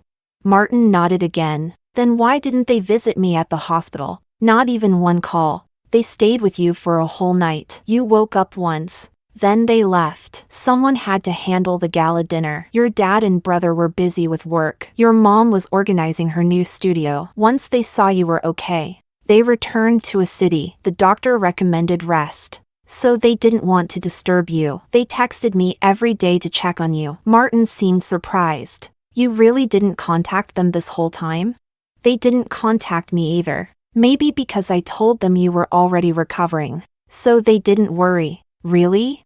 Very likely. Your whole family hates talking on the phone. For you all. No news means everything's fine. You only call if it's an emergency. Honestly, I really was the type who never texted anyone. My WhatsApp was full of contacts. But I only chatted a bit more with Martin and Zoe. And even with Zoe, she usually messaged me first. No wonder Martin insisted so much that I call home. I reflected deeply. One really has to be careful walking. A simple fall, and look at all the misunderstandings it caused. Chapter 11. Lisa was back by my side. She thanked me for the great favor I'd done Diana, and upon learning about my condition, became even more attentive. Martin was still swamped with work and didn't have time to take me around the city, so he made a list and asked Lisa to accompany me to visit 1 or 2 places a day. When the short holiday arrived, he made a special trip to take me to a city, just like he'd said. My parents were doing well, still just as in love as ever. My brother and sister-in-law too. All 3 of their children were healthy and growing happily at home. My parents told me that the first project between the Chan and Liu families had been finalized even before Martin and I met on that arranged date. The real bridge between the 2 families had been my older brother and his wife. The project wasn't too big or too small, perfect for young people to treat as practice. Once signed, it was handed over to my brother and Martin. Back then, my brother was still dating my sister-in-law and often traveled to H City to visit her. Over time, he became friends with Martin and Joel. Martin first saw me at my brother's birthday party. They say it was love at first sight. Since then, he started paying special attention to me. But my brother didn't approve. He had started his relationship and married young, and didn't want me to follow in his footsteps. He made Martin wait 2 more years. Until I turned 20. Martin was impatient. So, on my 20th birthday, he asked my sister-in-law, who also happened to be his cousin, for help. She gladly agreed and told my parents everything that same day. My parents were pleased with Martin, so they contacted the elders of the Liu family and arranged a formal meeting. That was, in fact, my first arranged date. I'd never had another. The blow to my head had scrambled my memories. And it wasn't like Martin and I were forced into marriage either. After the date, he left a good impression. I was studying at a university in H City, so when he had time, he'd take me out for dinner or a movie. We went out several times, and the relationship progressed quickly. That year, during Qixi, the Chinese Valentine's Day, Martin proposed with a romantic gesture. I didn't object. A few days later, our parents met in a private room at a hotel to discuss the marriage. Everything moved forward naturally. And the marriage was not only welcomed by our families, it was welcomed by us too. By Martin and me. During the process, my brother seriously opposed it twice. He always felt I was too young and didn't want me marrying so soon. Martin responded that I was already of legal age. Plus, my sister-in-law had also married my brother on her 20th birthday. He couldn't argue further and eventually gave in. If there was one thing that might be seen as a negative in our marriage, it was that, 3 years in, we still hadn't had kids. But none of the elders pressured us. My parents already had 3 adorable grandchildren and didn't want me to rush. They said I was still young and should enjoy a few more years. Because once children arrived, all attention would shift to them. Just look at how exhausted my sister-in-law was. Martin's family wasn't in a rush either. Joel Lou was nearing 30 and they still weren't urging him to marry, let alone pressuring us to have children. The issue was on my end. Personally, I love children. Martin, on the other hand, wanted to extend our child-free life a bit longer. His work consumed all his time, and he was worried he couldn't take on the role of father properly. This man really loves me. If he could, I think he'd prefer we never have kids,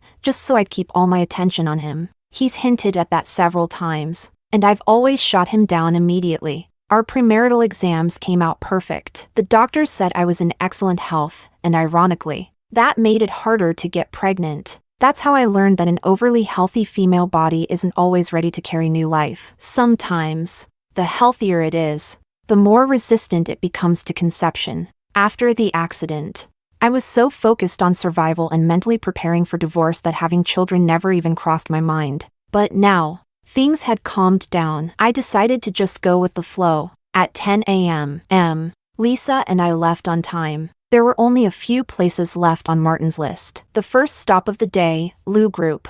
Even though my memories were scrambled, my life as a kept woman had been very real. After graduating, I married Martin. I told him I didn't like working and wanted to freelance from home. He gave me a secondary card and told me to do whatever I liked without worry. Over these 3 years, I tried everything, with no results. Before the accident, I had started learning painting, dreaming of becoming an artist. I looked at my own work, not art, not even close. I guess my family had spoiled me too much. And after marriage, Martin pampered me even more. I'd never had that harsh wake-up call from society. I did everything half-heartedly. Outside the company building, I called Martin. He came down personally to greet us. Lisa asked to be excused so she could go say hi to Diana. My curiosity was piqued. I asked Martin to wait for me in his office. I wanted to see what Diana was like in person. To my surprise, Diana wasn't with Joel as expected, but working beside Paul.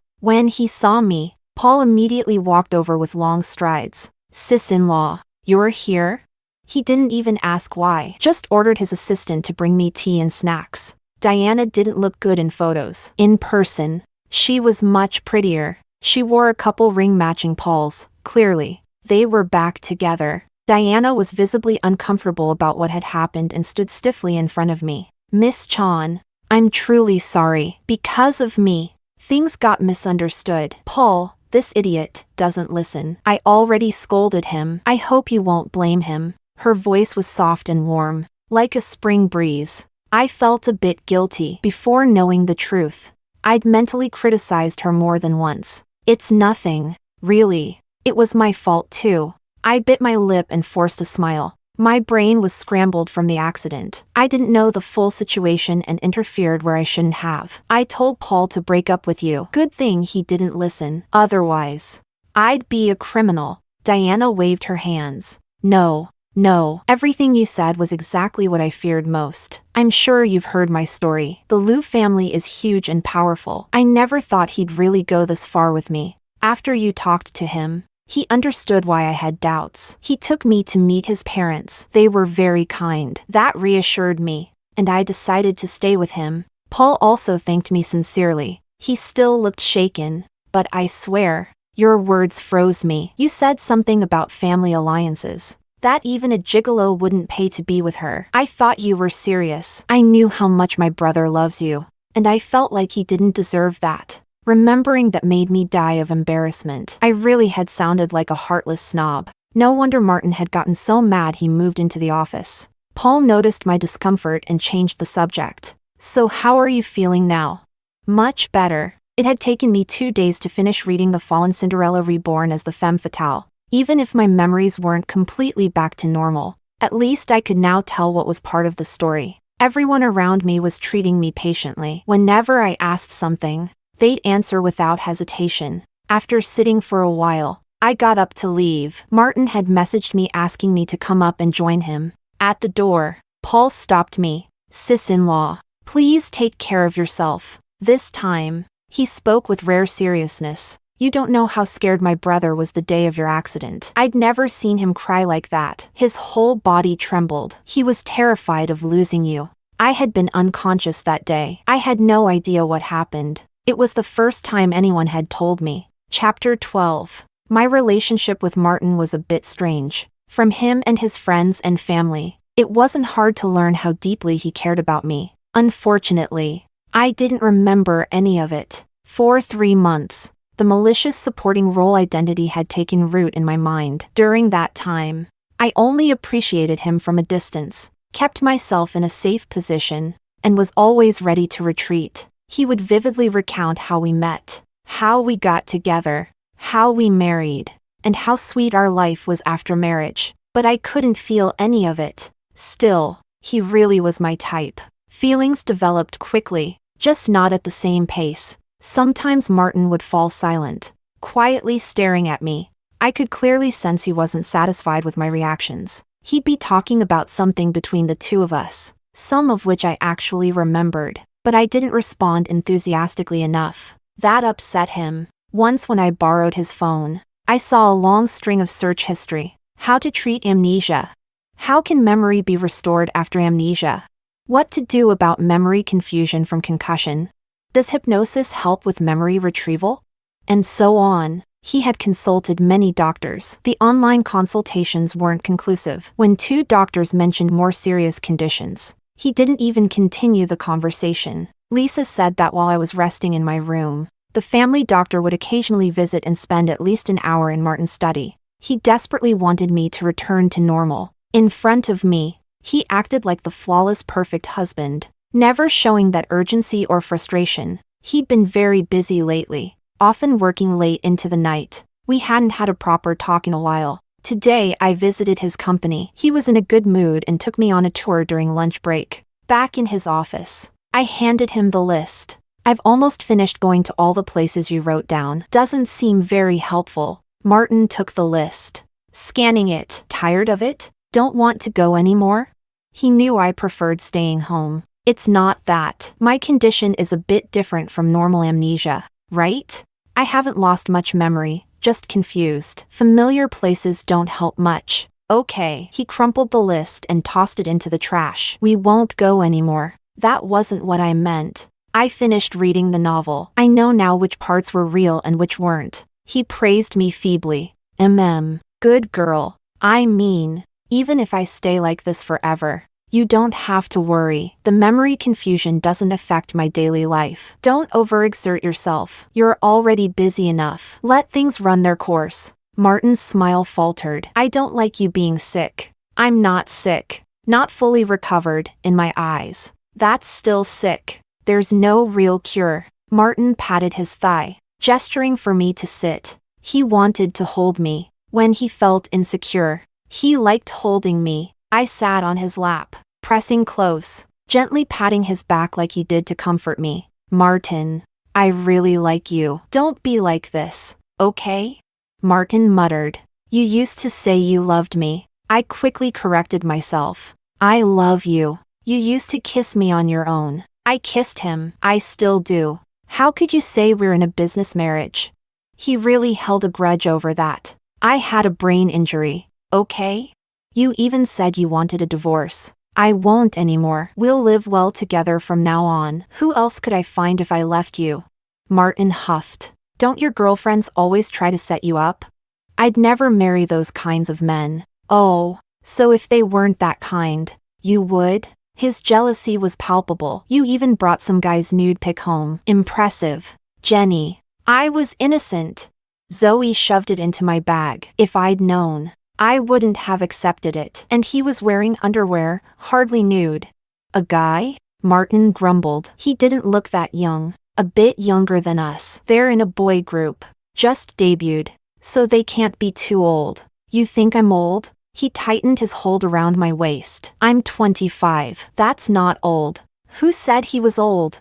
I patiently stroked his hair, imitating his tone full of affection and helplessness. If our brain's not well, we should treat it. Don't ignore the problem, okay? Martin couldn't help laughing. He pulled me back against him and half reclined. Relaxed. I watched the surveillance of your talk with the third one. He said, I know, you were watching it the day I got home. I watched it many times. Back then, I didn't know it was post-concussion confusion. I thought you'd been acting for over 3 years. When you spoke to him, you looked so serious. It was very convincing. So you believed it? Half and half. I was confused. But you didn't explain anything. You came home and didn't even greet me. Like you were silently admitting to it all. Blame the previous hospital. They never caught the issue after several checks. Maybe my case was just too unusual. The scans didn't show anything clearly. I barely slept that whole week at the office. My brother was afraid I'd drop dead. So he stayed with me until I fell asleep each night. Finally, he couldn't take it anymore and demanded the truth. I told him. He was calmer than I was. He immediately noticed something was wrong and told me to take you for another check. So my big brother-in-law helped too? Martin continued. And you? You were eating, drinking, having fun without me. Even brought some guy's card home. That wasn't on purpose. Zoe gave it to me, and I forgot about it instantly. If my bag hadn't tipped over, who knows when I'd have found it. I didn't like carrying the same bag twice. I was really mad then. Didn't even want to talk to you. He complained, then added with a smile. But then you came to pull me back. Asked if I'd eaten, and just like that, I wasn't angry anymore. You're easy to please. He shook his head. I just love you too much. Martin wasn't one to express love outright. He preferred actions. These words were unusually sappy for him, not something he'd normally say out loud. Maybe I had forgotten? His personality, at most. He'd show a bit of grievance or lightly act clingy when he felt very insecure and needed comfort. Like now. I hugged him tighter, sighing silently. I really was a mess. Didn't even put effort into our wedding anniversary. The shoes were too high and didn't fit. And I didn't even watch my step walking downstairs. Martin had warned me literally 1 second before I fell and tumbled down right in front of him. He must have been terrified. No one blamed me afterward, who could? Since I was the one injured? But of all times, I just had to be reading that ridiculous Everyone Loves Me novel before it happened. The author really knew how to write, randomly gave a supporting character the same name as me. To be fair, my name wasn't even common. We sat in silence for a few minutes. Martin was clearly exhausted, eyes closed as he held me, trying to rest. I figured I'd let him nap a bit and tried to get up. He jolted awake and immediately pulled me back. Tense. Where are you going? You should nap in the rest area. There's still half an hour before your meeting. Stay with me. I wasn't sleepy. I'd slept till 9 in the morning. Seeing the dark circles under his eyes, I couldn't say no. Okay. Chapter 13. My husband loves me too much. What should I do? Martin had gone to a meeting, leaving me in the lounge with instructions to wait so he could take me to dinner afterward. Bored out of my mind, I started chatting gossip with Zoe and told her what had been going on. Zoe replied with a string of ellipses. The little wolf dog is lying in my bed. No need for dog food. Thanks. So your amnesia is real? Me, technically. It's memory confusion. But yeah, I did lose some memories. Zoe, you're unbelievable. What exactly is it about those shoes from that brand that attracted you? I told you they're uncomfortable, and you still insisted on wearing them. Not wearing them anymore. I don't even think they're that good looking now. They nearly cost you your life. No way they looked good. A few minutes later, Zoe sent a long message. Martin acting like this makes total sense. You passed out cold that day. No matter how we called you, you wouldn't wake up. The Liu family villa is in the suburbs, and it took time for the ambulance to get there. We didn't dare move you. In the business world, Martin is always calm and in control. Honestly, I've known him for years and had never seen him so helpless. He was crying. Just kept calling your name, you were completely unresponsive. Like you were gone. I thought if you really died, he'd follow you right then and there. I didn't expect Zoe had been there. Sounded like she was well aware of how Martin felt about me. In our chats before, when I said Martin and I were just a business couple. Why didn't you argue? Zoe snapped. Girl, when you get into your moods, you say anything and everything. You even gave me a little card. Martin saw it. Not the first time. Not the first time?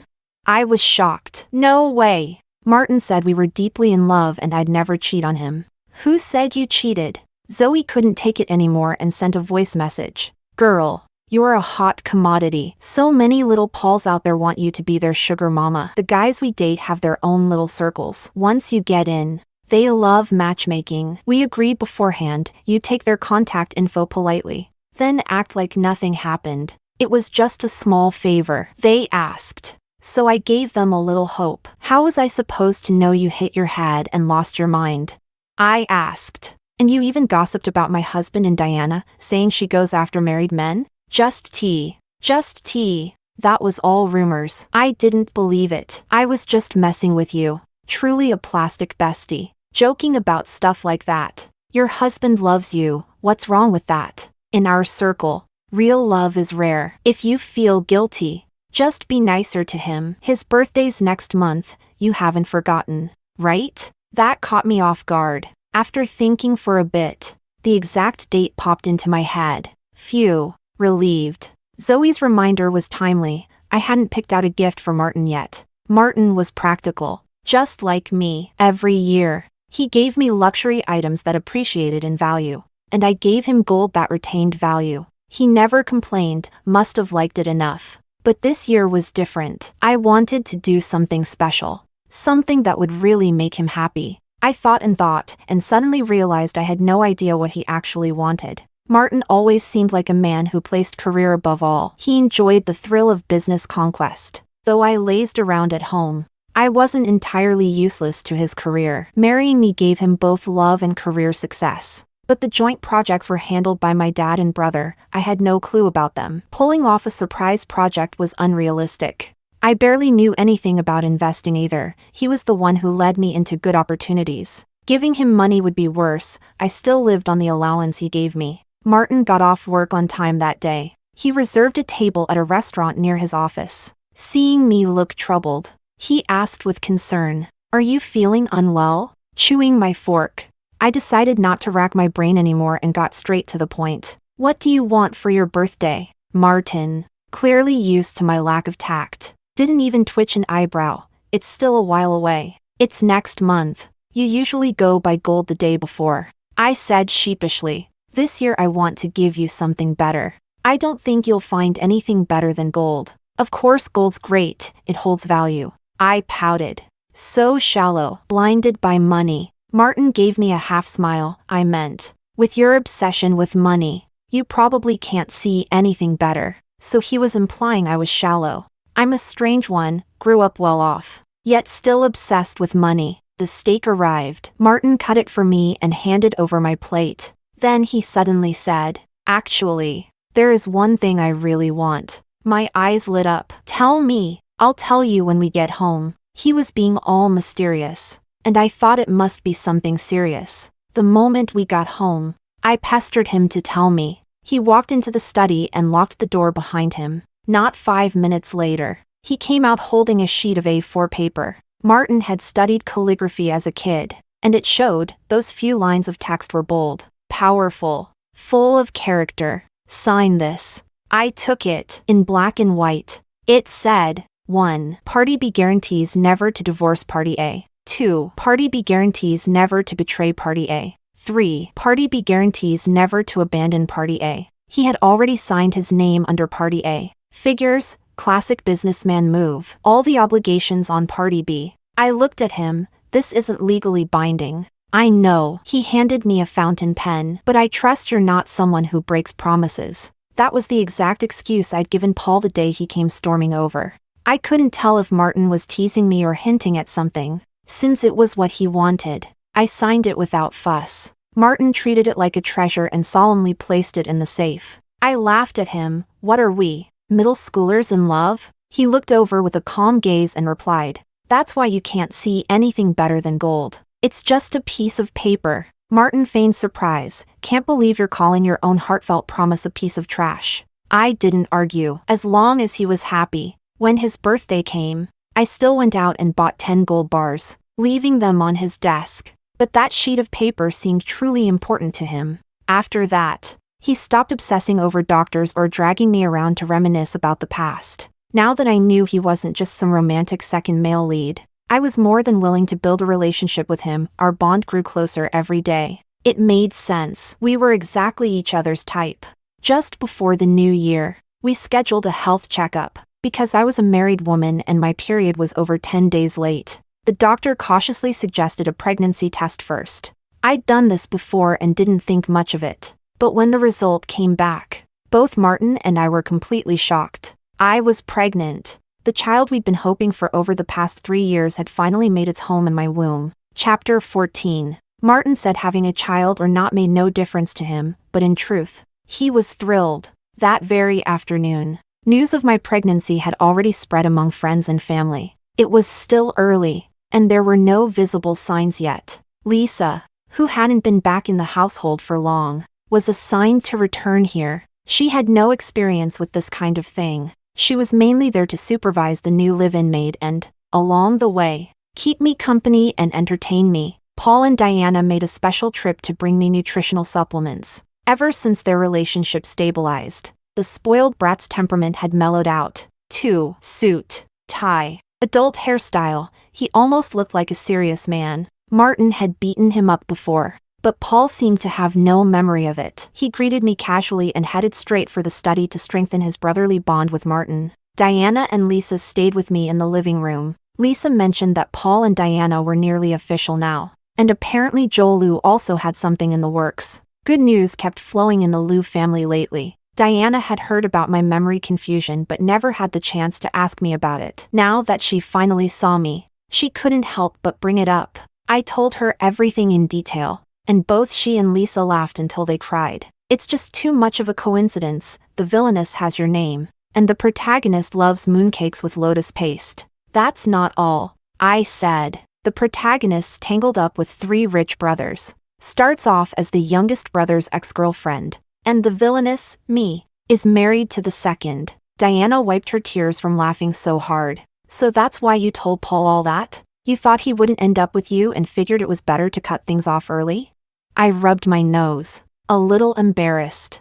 I thought it wasn't worth having a side character ruin another's life. And that day he looked like he was about to cry. It was kind of pitiful. The brothers walked out of the study just then and overheard the end of the conversation. Paul no longer held any prejudice against me. Now he even seemed eager to talk. He sat next to Diana and whined like a victim. Second sis-in-law, you crushed me that day. I'd been working at the company for a year, finally starting to feel like I wasn't useless. And then you hit me with those words. I questioned my whole existence. Truthfully, I was pretty harsh that day. The only thing I didn't do was point out every single one of his flaws. I'm really sorry, Martin, who was massaging my arm, cut in. Why apologize? He deserved it. Paul wasn't bothered at all. He nodded. You're right. I was a mess. I deserved to be scolded. He was so agreeable it made me feel weird. I asked Diana, so you joined Liu group just for this fool? Diana nodded, a little shy. I had a good job elsewhere, but a senior told me Paul was a wreck after the breakup, smoking, drinking. I'd never met someone who genuinely loved me before, and Paul's one of the rare few. I didn't want him to spiral. Paul lifted his chin proudly. You couldn't forget me. It still felt surreal to me. In my dream, you had just graduated, and when I read the novel, the protagonist was still in college. Paul guessed. Maybe you saw my posts? Diana was under a lot of pressure back then. I posted stories every day to cheer her up. What a weird way to cheer someone up. I didn't mean to brag, but I couldn't help it. Your brother and I never showed anything online. Paul glanced at his second brother. He was paranoid about someone stealing you. You think he'd be out there flaunting his love? Fair enough. I wasn't the type to flaunt my relationship either. After they left, Martin helped me upstairs for a nap. Once bitten by a snake, you'll fear the well for 10 years. Since getting pregnant, Martin had arranged for a downstairs bedroom. He no longer let me sleep in the master bedroom on the second floor. I was scared too. One more fall and it wouldn't be just a concussion. For the sake of this baby, I had to be extremely cautious. But Martin was too cautious. He wouldn't even let me walk a few steps without holding my arm. He helped me lie down, tucked me in, brought a chair, and sat beside me. Clearly, he planned to stay until I fell asleep. Relax, love. You're too tense. Martin smiled and shook his head. No, I just want to take good care of you. I turned to face him and asked, do you really like me that much? He brushed my bangs aside with a gentle smile. What kind of answer do you want to hear? I don't expect a specific answer. I just don't get it. What is it you like so much about me? Was it love at first sight? He thought for a bit. You're young, rich, beautiful, with a stunning body. If you ever looked for a gigolo, he'd want to pay you. That sounded awfully familiar. It was exactly what I had said to Paul that day. I scolded him. What kind of grown man parrots words like that? Martin said nothing. He just smiled as he adjusted the air conditioner with the remote. I woke up naturally, checked the time, 4:30 p.m. Martin wasn't in the room, probably in the study working. Why hadn't he woken me up? If I sleep too much during the day, I won't be able to fall asleep at night. I looked at my phone. All the alarms were turned off. Lisa was in the living room overseeing the cleaning. When she saw me, she came over. Ma'am. The second young master got an urgent notice and had to go to a meeting. Got it. He asked the chef to prepare your favorite chestnut porridge. Do you want it now or? I just woke up. Not very hungry. Later. All right. Would you like me to make something else? I waved my hand. No. Carry on. I'm just going to the study to get a book. I no longer read online novels. They left me with a bit of psychological trauma. The study was full of serious literature. I'd sometimes flip through something just to cultivate myself a little. Once inside, an impulse hit me. I wanted to check how much Martin had saved in his little secret fund. He always said everything was shared property, no yours or mine. He didn't even bother hiding the password. I opened the safe, and the first thing I saw was that childish lifetime promise letter. I picked it up. Something about the paper felt odd. I rubbed it with my fingers. It was 2 sheets stuck together. The one underneath was yellowed with age. The handwriting was large and clumsy. It read, Jenny Chan promises that when she grows up, she will marry Martin. Chapter 15. What ugly handwriting, but it definitely had my style. As a child, I practiced calligraphy. I won't say it was beautiful, but at least it was neat and delicate. I must have written that when I was very young. Did Martin and I really make that promise?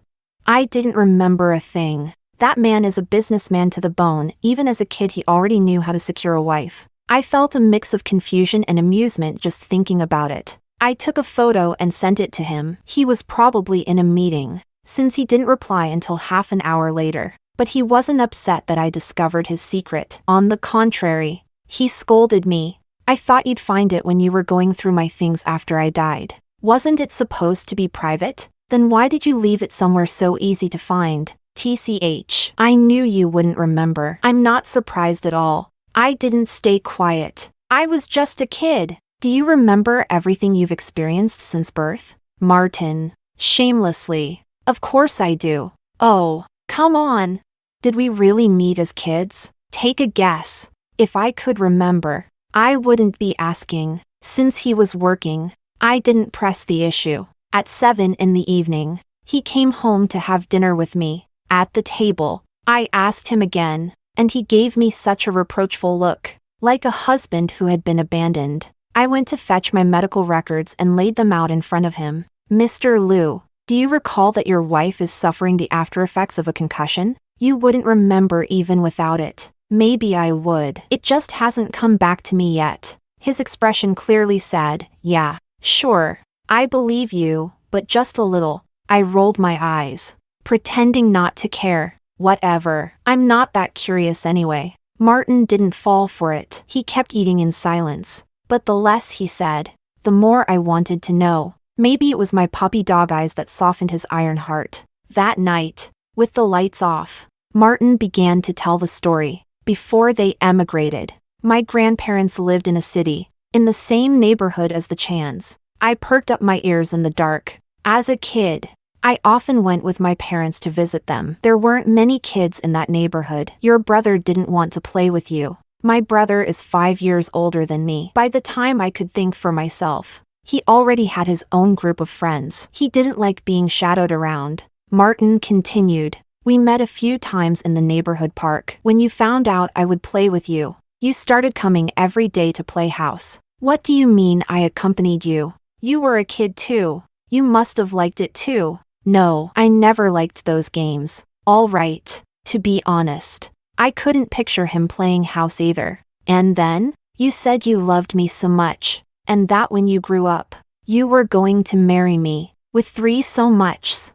What a bold little girl I was. That sheet is the marriage contract you wrote for me. Martin sounded amused. Since you didn't know how to write yet, I taught you letter by letter in the sand. I bet you convinced me to do it. I told you we were too young to talk about marriage, and you cried until you couldn't breathe, clinging to my legs so I wouldn't leave. Lies. I was a very proper girl. I'd never do that. Martin sighed in the darkness. You lack courage. Jenny, you can't face your past actions. Your provocations won't work on me. I'm just telling the truth. Well, I'm not accepting it. Martin chuckled. Don't you think you were a coward? I'm sure you felt something for me these past few months. Being the handsome, loyal side character. Why didn't you win me over earlier? Wouldn't that have been better than planning to divorce me? I grumbled. Life is worth more than love, and now you care about your life? Then why didn't you listen when I told you to be careful going down the stairs? Don't remind me. I regret it so much. Martin carefully pulled me into an embrace. Don't ever hurt yourself again. Silly. I think that incident became a knot in his heart. I caressed his cheek. Don't think about it anymore. I'm okay. See? You call having a scrambled memory being okay? But I'm still alive and kicking. I took his hand and placed it over my belly. Now I'm a healthy mom-to-be. Pregnancy is really tough. I know. So let's only have this one, all right? I love children, but I don't need many. One is enough to raise with all the love and care in the world. Then make sure you take precautions. Of course. I'm not taking any pills. Martin gently caressed my belly with his big hand. Pills aren't good for you. They're off limits. That's something I loved about him. He knew how to take care of his wife's body. Some men only think about their own pleasure and couldn't care less about the rest. I leaned in to kiss him. I kissed his chin, and he lowered his head to kiss my lips. He tasted faintly of mint. He doesn't smoke or drink. His body smells only of shampoo and shower gel. After a while, he pulled away. I let out a confused mem. He said, "No more kisses. Time to sleep." I understood instantly. I pulled out of his arms and lay back down on my side of the bed. We were sleeping apart for safety now, to avoid putting pressure on my belly. Martin stayed by my side for a bit, then got up. Go to sleep. I'm going upstairs to shower. Isn't there a bathroom here in the room? I don't want to wake you. I'm not even sleepy yet. So he stayed. Before going into the bathroom, he turned on the light so I wouldn't use my phone in the dark. When he came out, his body still damp, he slipped carefully under the covers, keeping a respectful distance. He turned to face me. Do you know why I asked you to sign that promise? That woke me up completely. I looked at him with curiosity. Why? You never wanted to tell me. Because of that marriage contract you wrote me as a child. His eyes were smiling, carrying that handsome but dangerous guy vibe. I thought, you promised to marry me as a little girl. And now, as a grown woman, you're Mrs. Liu. If you promise never to leave me, you're bound to keep it. I laughed at him. He was just as childish as Paul. He took my right hand and held it with reverence. His warmth flowed through my fingers and spread through my whole body. My heart pounded harder. My face burned. I instinctively avoided his intense gaze.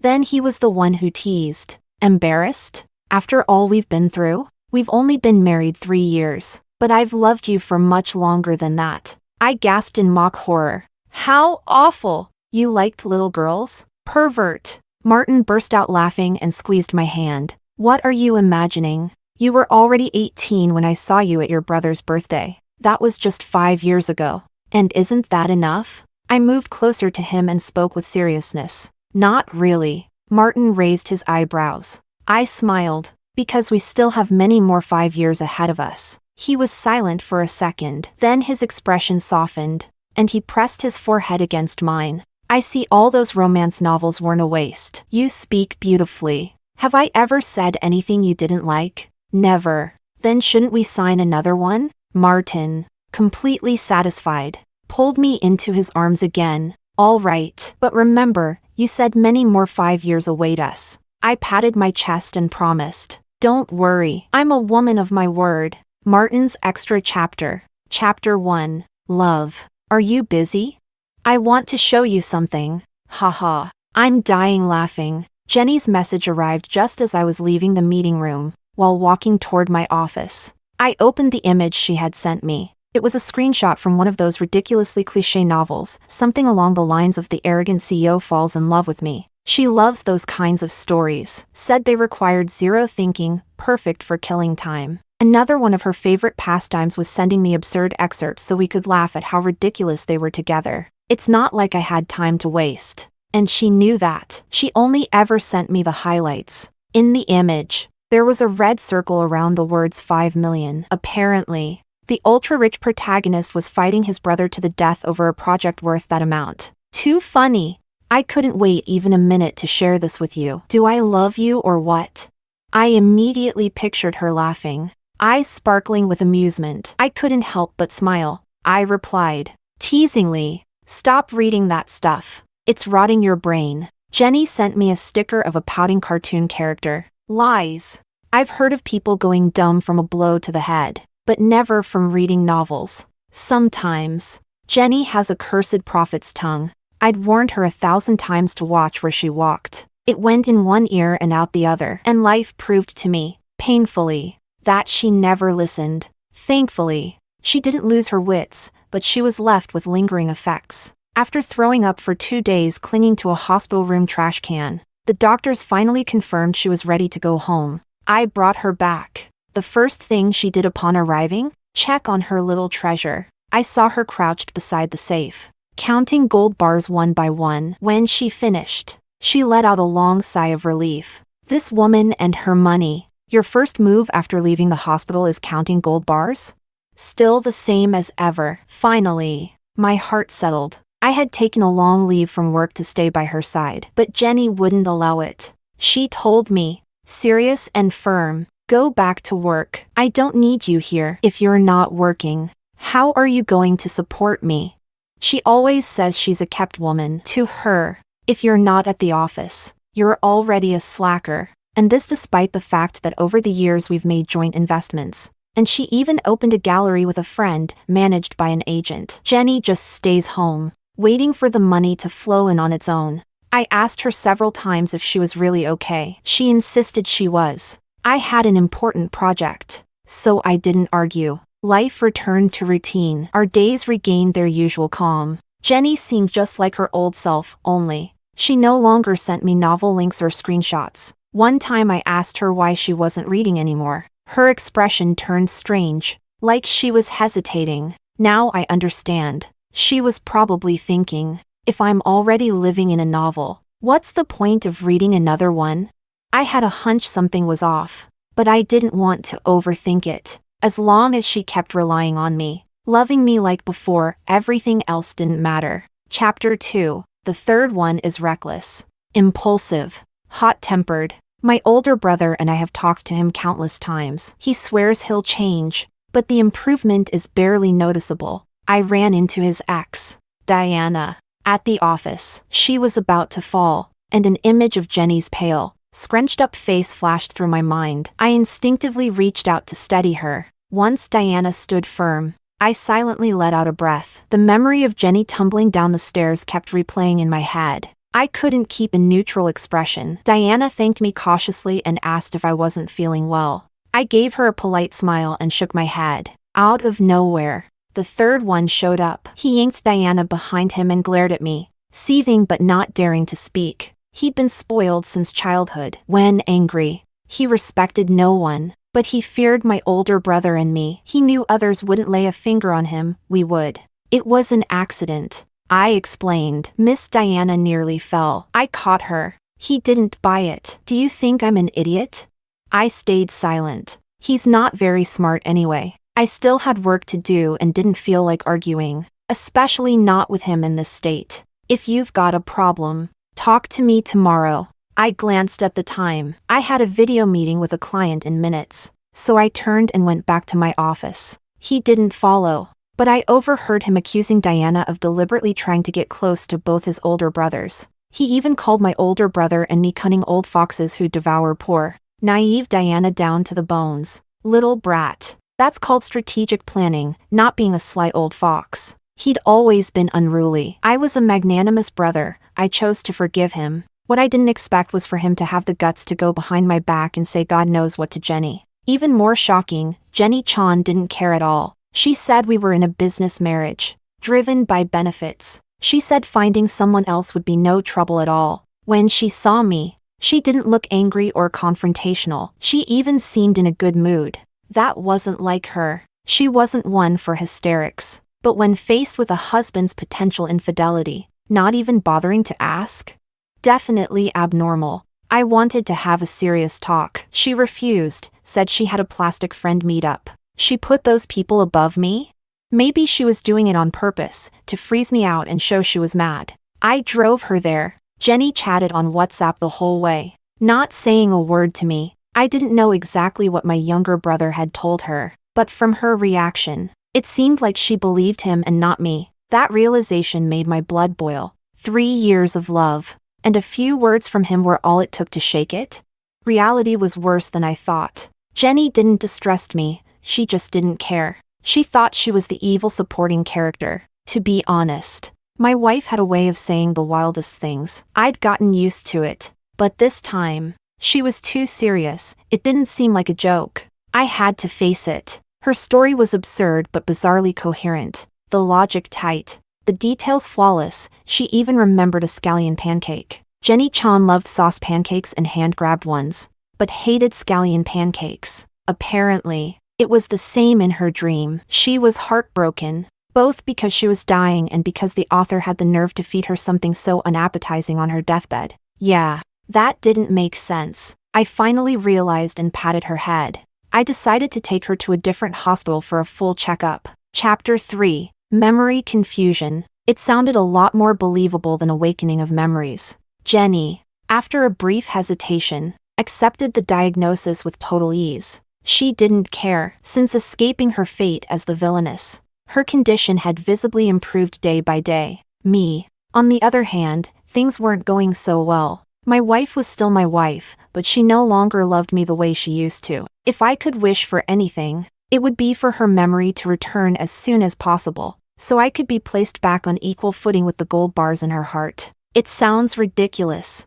I know. While the youngest brother spends his days fighting other men for love, I live competing against gold and stacks of cash. Jenny loves money like it's her very life. And once, she loved me the same way. I was half of her world. 2. She has good instincts. She noticed I was anxious, maybe even a bit lost. And clearly, she didn't want to see me down. She tried to cheer me up, but she's not good at that. Usually, I was the one comforting her, so she lacked practice. Not wanting to put in too much effort, she simply came straight to me and asked what I wanted for my birthday. She said she wanted to give me a different kind of surprise. A surprise like that, I'd never heard anything like it, but coming from Jenny, it felt perfectly natural. I thought, and finally remembered something I truly wanted. When I moved out for university, my grandfather transferred me a duplex downtown, while my parents helped me pack. They found an old marriage promise in a dusty toy box.